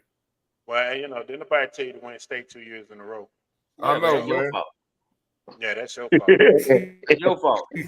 Everybody wants you now. It's all that. Yeah. I mean, you know what? We can't worry about because you can't keep the grapefruit farm cool or not. We ain't worry about that. Nah, I ain't saying that. What I'm saying is, shit, that should be a lot of. It'd be a lot of teams. Had Texarkana called me the other day. Oh, that wouldn't be. I like, damn. I like it. Y'all in Arkansas or Texas. Hey, no shade what I'm about to say, but it's the truth. Last year, week 2, y'all lost over there in Lancaster. That was their damn state championship, the way they celebrated. Yeah. That's how bad they wanted to beat y'all. So, everybody want a piece of y'all. So then why we can't make the Lido Sock game a classic? Yeah, I would do that. Yeah. We need to make a phone call. That's the classic then. But we still doing the Battle of Cliff. I don't care if you don't like it. The Battle of Cliff. I tell you the Willow Classic. No, I'm talking about Kimber and Sock. That's what I'm talking about. Yeah, the Willow Classic. Yeah. Hey, man. I mean, Oak Cliff. What's the Oak Cliff? Lido and Sock, make that a classic every year. Boom. We played at a neutral site, Kincaid. Hey, man, every site in the city. Yeah, we ain't got no home field in Dallas. Hold on. I want you to take these teams to Pleasant Grove. How you gonna say that? Everybody needs to go to Pleasant Grove Stadium. It's funny you say that because Carter plays Pinkston at Pleasant Grove Stadium. So hold on, wait a minute. Where that game at? Pleasant Grove. That's where that is this year? Yes, Pleasant Grove Stadium. Why they playing that game there? Damn. I don't know. Pinkston don't have no field. Is that Pinkston home game? No, damn. Pleasant Grove. You know that? So the one about 30. Y'all didn't know what? Oh God, the one by Grills, Pleasant Grove Stadium. Todd, that made no sense. Man. We got another. What's It's the battle about 30, Todd. The West, the Cliff versus the West. Pinkston versus Carter. Pinkston versus Carter? Yeah. Yeah. The battle about 30. Yeah. Wait a minute. If I ain't the smartest man in the world, but Carter ain't off of I-30. Huh? Carter not off of I-30. Dude, what separates Oak Cliff and West Dallas? Oh, good point. Good point. Great point. Come on, I know you didn't go to Carter, but act like you got support. You know what?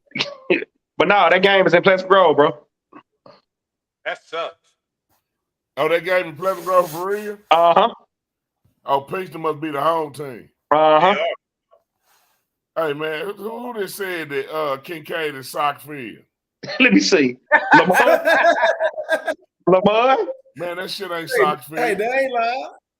Hey, he ain't lying. He ain't lying, coach. Yeah. We ain't got no home field. And that's the truth. Yeah, sure. Like, we couldn't even sit in the end zone at the Carter Kimball game. Okay, well, I'm at an error. I just got a text. It's at Sprague. I thought so. I mean, I didn't know. Yeah. That would have been closer. It's at Sprague. I go to that game. I wasn't going to Pleasant Grove. I ain't gonna lie to you. Like, I go to Sprague. I don't think. No. I've been got me some grills and went home. I've been ate that grill and got the itis. Man, but Pinks to play Hutch this week, huh? Yeah. Who you got on that, Todd? I mean, I would think Hutch should win. I would think. I'm gonna be honest. I think Pinkston look very physical, Todd. No, I can knock Coach Lewis a good coach though. From what I understand, they punked Seagerville. Have you seen the film of that game? No, I haven't seen no film of the Seagerville game. I was surprised. I was expecting Seagerville to win though. Yeah, I heard they like physically just, had their way. Well, to Seagerville defense, but what nobody don't know is their quarterback broke his foot in that game. And they know what to do with the backup. So they was scrambling for. To Pinkston defense, they suspended their quarterback and they were playing. They put the defensive end at quarterback. Yeah, no, that was crazy. Yeah. So we don't do excuses over here on the dub. Yeah.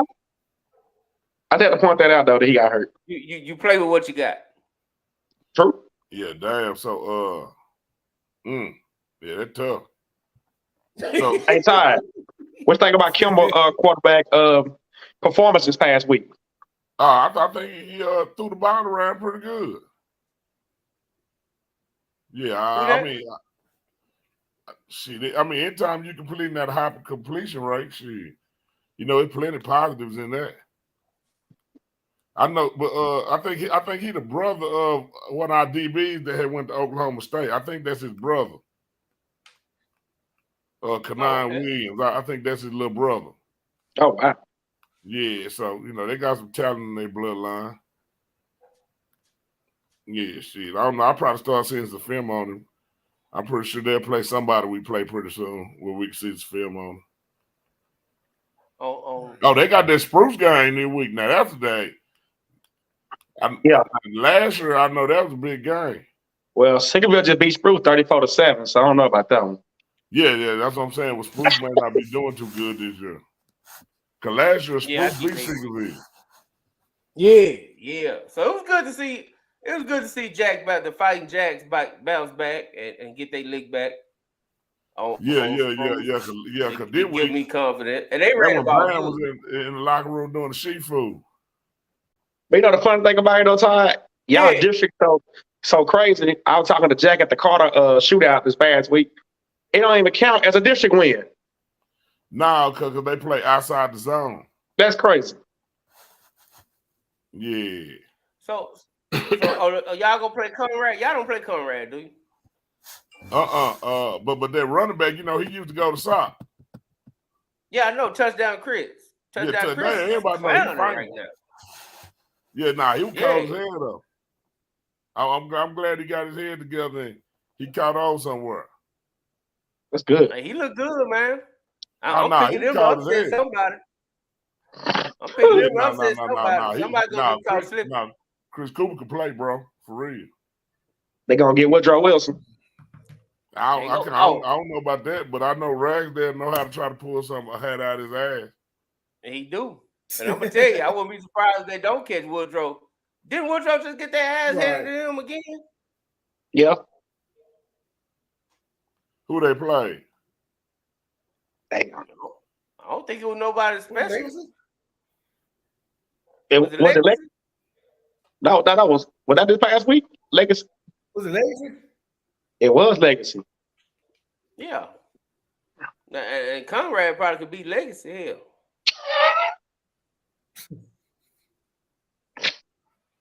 I promise you, Conrad got more team speed than Legacy. I guarantee. Right. I know my boy. We find. I bet he running out the tunnel with Pinkston this weekend on Friday. I know he is too. Yeah, he finna do the West Dallas shebang bang on y'all ass. Y'all play Thursday, so yeah, we probably gonna be there Friday. He got it locked in. Oh, yeah, he gonna have his West Dallas jacket on and everything. West Dallas socks, Crosshampton belt, everything. Everything. Hey, Lamar clearly don't understand geography of Oak Cliff. He steady want to argue about, that's gonna do Carter's off 20. Dude, Oak Cliff is separated and West Dallas is separated by I-30. Now the part he probably don't understand is how big Oak Cliff really is. Oak Cliff really bigger than Dallas. It is. It was annexed to Dallas. Like that's what makes Dallas so big is because it was Oak Cliff was annexed to Dallas. If you grew up in Ferris and DeSoto, you shouldn't even come in on anything go across I-20. He's from Ferris, man. He don't. Yeah, he's from Ferris. Hey, J-Mac. It was North Forney. 46-14, North Forney. Yeah. But North Forney undefeated too, ain't it? Mm-hmm. North Forney pretty good though. Forney got them 2 schools already? Yeah. Yeah, I've been had them 2 schools. Yeah. Yeah. I don't like that. So. Oh, here come a third one. It's going to be built next. They already talked about it. They expanding like Frisco, huh? Mm-hmm. I hope not. Yeah. No, they ain't going like Frisco. Nah, hell no. Well, I just hope I'm ready to get a couple more weeks to this shit so we can get all these. So I'm talking about all these so-called undefeated good teams out the way and shit. Oh yeah, this starts now. Yeah, Ty, we already got 3 DISD undefeated. It's gonna be it's gonna be 1. Well, it could be 2 or 1 by the end of this week. Who knows what Conrad gonna do? Man, I'm telling you something, man. Scheduling is a motherfucker. It is. Todd, you ever played NCAA football? Yeah, I wasn't good on it though. So they had a dynasty mode, right? Yeah. So if you took up a program, because I used to do this on there, I used to take over a program and you schedule all the week teams you could find. So all you wanted to do was to get wins to help build your recruiting up. Yeah. You know what I'm saying? Until you get into a conference where you had to play conference teams, then you start getting blew out. That just reminds me of Conrad. Like they all go play these schools that don't help them during the season. Yeah. Yeah. I think a school like Conrad, I think that's a good thing for them. Knowing what they dealing with, they started from the ground. But like, it's good for Forney. To be honest, Forney ain't did shit. Yeah, but I think a school like Hutch should have played somebody more competitive in their first 4 games. Like, I mean, me personally, I think they should be able to play a team where you at least look on the schedule. You say, "Hey, I can lose this game." So, do you think they should at least play talent? Do you think so? What you're saying is you would love to see a Hutchins. Let's see who would be a good game for them. I don't know who would be a good game for them that you want to see. No, I don't think they need to play a DISD. I mean, if they were to play somebody in Fort Worth, like why not play Eastern Hills? Yeah. At least Eastern Hills. If I'm gonna play somebody in Fort Worth, I'm not gonna play or Southwest. Yeah, but I'll probably say Eastern Hills probably is the best Fort Worth school. I mean ISD school, I would think. Well, ODY. Yeah, and ODY. Probably play one of them type of games, or maybe play. They say, Todd, don't nobody want to play ODY after what they did to Seagerville. What ODY do to Seagoville? It was bad, Todd. I heard they took everything It was a that belonged scrimmage, to you. Todd. It was a scrimmage. You know how rumors go. It gets better every week. So Yeah, I'm lost. I'm like, damn, I didn't even know they played each other. it was you know rumors. It gets juicier every time the next one tell it. So, Right now, Todd. Right now, this show is very Steven Jackson, until he gets his stuff together over there. He just Nah, beat Jack gonna be Screws. all right. He just beat Screws. Like Carter beat, you know, well, they ain't beat, but they play Sunnyvale. Like I think Hutch need to play somebody like that. Or go play Paris. Yeah, I'm just saying somebody. I think like I don't think you do your kids. You know, it's hard on the kids when the level of ball just jump up from the shit they've been playing. That's true. Hey, speaking of which, Saturday, Will, I don't know if you're gonna be in town, but OD Wide and Southwest play Saturday morning. We're going out of town, man. He going to Michigan homecoming. Yeah, we're going homecoming. You going, J Back? I'm thinking about going to that game. I want to see Tanner team. I roll out with you. I want to see Tanner. I really want to see this Pinkston and Hudson. I do. Now I also want to see North Crowley and LD Bell. I can watch that. No, it's Crowley and LD Bell. You know, Crowley. Now Crowley. But see, I'm reminding you of a year ago, man. See, a year ago, you was wiping your face, talking about this is the worst football I've ever seen. This is bad football.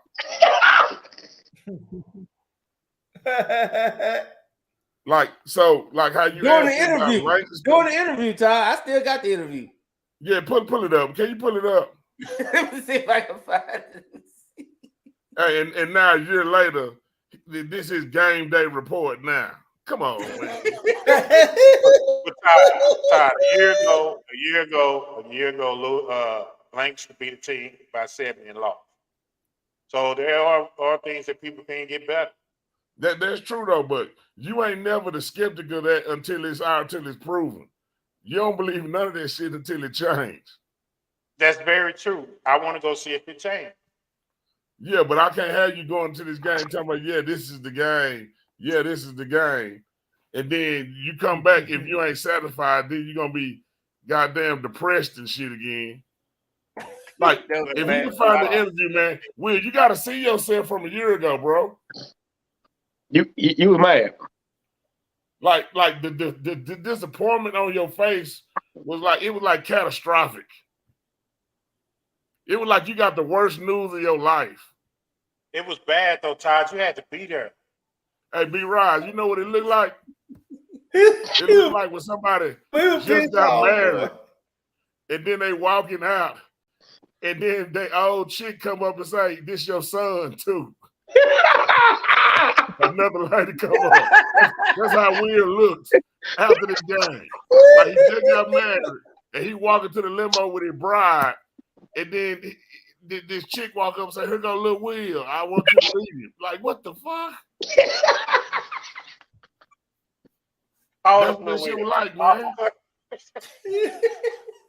I think what really got Will last year was when that kid threw that helmet and hit the other kid. All right. So Todd. All right. That night, that game, everything about that game was bad. I'm talking about everything. The officiating was bad. The discipline was bad. The football was bad. The fans were bad. Everything about, like, I saw Sylvia run from the sideline to lane 8 to try to stop people from jumping over the rail. Like, that's a whole nother thing. Then I saw Pinkston. Was it Pinkston run a guy on the field late after they had a chance to go up and score the touchdown? Yeah. Because, right? Then that changed the game. Then I saw the next play was Hutch stopped them, ended up winning the game. If that wasn't bad enough that they won after this awful football, I'm standing there on the 15, 20-yard line. Me and J-Mac. Swag, was you there? Yeah, I'm right there next to you. On the 20-yard line, Todd. And we just walking down the field talking about how bad of a football game this was. And it was like, I don't even want to interview Barnett because this is bad football. I can't be serious with this. And we look to our right, and this kid threw a helmet. Beeline another kid in the back of the head. Boom. He out. He on the 20-yard line, face down on the turf. So we look at, and I'm looking at some of the administrators there, and I'm like, hey, my man, look. What are you talking about? No, look. What you talking about? Man, look. This dude is just got hit with a helmet. No, the kid laid there for at least a minute. She there for a good minute. Before anybody came over there. Yeah.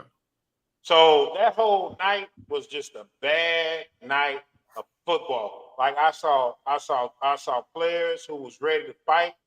Coaches kept letting them go back in the game. And so I'm saying that to say that Coach Lewis this year suspended those players, and now they're 4-0. So I'm curious to see, with the extra added discipline to his program, what is that game going to look like this year? That's why. Shit, I saw Princeton players beat up another Princeton player during the game. It was wild, Todd. During the game. It was wild. That game was wild, though. I can't even front. That game was, it had everything. It had everything. Yeah. It was bad. I tried to interview Barnett. Todd, I tried to interview Barnett, and I go, you know what, Coach, I can't do this. He's like, no, for real. I said, are you sure, Coach? He said, yeah. He said, Coach, this is bad ball. He said, but we gonna take. He said, yeah, but we gonna take the win.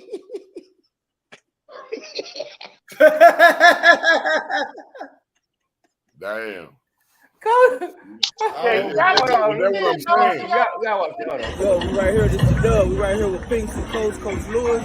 Coach Lewis, you got a big game coming up. You just Wilmer Hutchins. What's the mindset of the team right now? The mindset of the team is win. We came here to win. We know what these guys bring to the table. They've been ahead honchos in the district for the last 3 years. We came here to win. Can't do what we want to do if we don't take down the top dog. Yes, sir, Coach. So tell me, last night you had your JV freshman. You said they got a victory. So we gonna make it a clean sweep this week? We dang sure working it. I promise you that.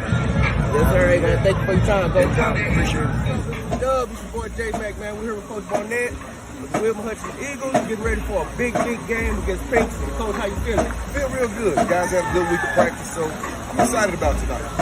Yes, sir, Coach. Now, we know Pinks is undefeated. They've been really, they almost like the Mythbusters. You know what I'm saying? Like the old Pinks is gone. So how hard was it for y'all to prepare, knowing that this ain't gonna be that easy game? This ain't that homecoming game no more. You know, the kids locked in. You know, we treat all our opponents with respect, so we don't take anyone lightly. We come out to play our best game. Sometimes it works out for us, sometimes it doesn't, but we're not taking Pinkston lightly at all. Yes, sir. So it's safe to say that y'all looking to get back on the right track, get back on the winning ways. We have to. Yes, sir. Coach, good luck, man. Thank you, boss.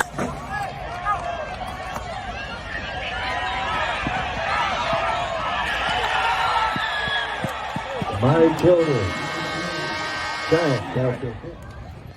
A lot of fighting, a lot of penalties, a lot of just bad football tonight, man. Tell me what's going on. Here's the deal, man. Our kids know not to respond to that. I'm really disappointed that they did that. What we got to do as a staff, because I can't put that on our kids. What we got to do as a staff, we just can't come out and coach the game. We got to manage every aspect of the game. Sideline behavior, on the field decor, what we do at the halftime, how we treat them when they come back, what we tell them when they score, what we tell them when they don't get a stop, what do we tell them when they give up a score. And so every moment in there, because our team is young, we have to coach our kids through that. And the more we stay engaged with them as coaches, the less they'll be engaged with the opponent. And that's what happened tonight. We came off the gas. Mentally, we came off the mental gas, and our kids had a lapse. Now, going into that last drive, all right, that game was going back and forth. They went down and they scored. All right, you guys had a chance on goal line to stop them a couple times. Philly came up to stop them. Tell me what was going through your head on that last play leading into that fourth quarter. For us, we knew the quarterback wasn't a great passer. We knew if we can keep him in the box, we had a chance to get there. Eventually, our rush would get there. We had a couple of breakdowns at the corner spots, man, and we gave up some first downs we shouldn't have. But for the most part, I'm glad our team found a way to bow up with their backs against the goal line. You want to see that from your defense, so I'm proud of them for doing that. But honestly, we should have never been in that position, man. Sloppy game. Very sloppy game. Coach, I do want to congratulate you because your team did show they can respond to adversity. Because quite honestly, a lot of teams I've seen pretty much crumble when momentum is against them like that. So I think you ought to be proud of your team for holding up and holding that ground, not giving up that touchdown. But going into next practice for next week, what are you going to talk to them about at the end of this game? Here's the deal. When we get back to the school, we're going to address all the things that we talked about here. The penalties, the unsportsmanlike, the on-the-field shenanigans, even verbally how we communicate with them, because we got to do a much better job than that. But what we'll do, we'll get them back, man. We'll love on them because they did win the game. It's an ugly and sloppy game, but we did win the game. Tomorrow we'll get out and scout Frisco Panther Creek because that's our next opponent. We'll check them out. We'll bring the boys back in on Saturday for a practice, and we'll try to steal another district game. And like you said, man, at the end of the day, a victory is a victory, a W is a W. Great way to start our district. Don't apologize for wins, baby. Right. Way to get you a win, man. Keep going. Build off this, and we look forward to seeing you the rest of the year. Yes, sir, man. Congratulations. I love the dub. Y'all put that on there. Tell them, hey, it wasn't for the dub. This real. Come and tell you something. This real. Once again, reporting live from the dub. Where? No, you gotta get this from me. I'm gonna tell you once again. If it wasn't for the dub, like I said, our school kind of sit off their own 20, man. We forgot the school. So if it wasn't for the dub, no one would be talking about Wilmer Hutchins the way y'all talk about Wilmer Hutchins. So I'm very proud of y'all. That's what we appreciate. I just want to point out he ain't lying because they was on balance like the next day after that. They was. They balance was at that game too, right? Hey man, who was working the damn camera, man? I just want to point out I got better over the year with the camera. Last year I was just all over the place, but this year I got a lot better. Hey, my bad time. Hey, J Mac, that scene when you were doing the pregame interview looked like Martin with Cole was talking to Big Shirley. Talking to Big Shirley.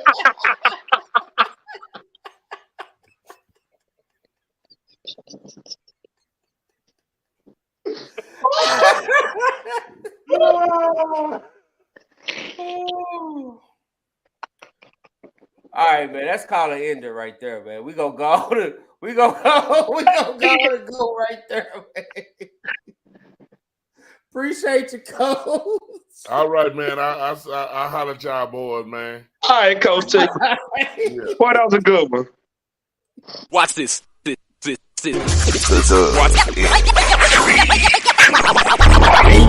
Football talk is a big hit. Sunday nights to Wednesday nights, we striking a match cause we lit. Y'all know the name, we call it the dub. On Friday nights, it feels like a club. Getting that VIP treatment on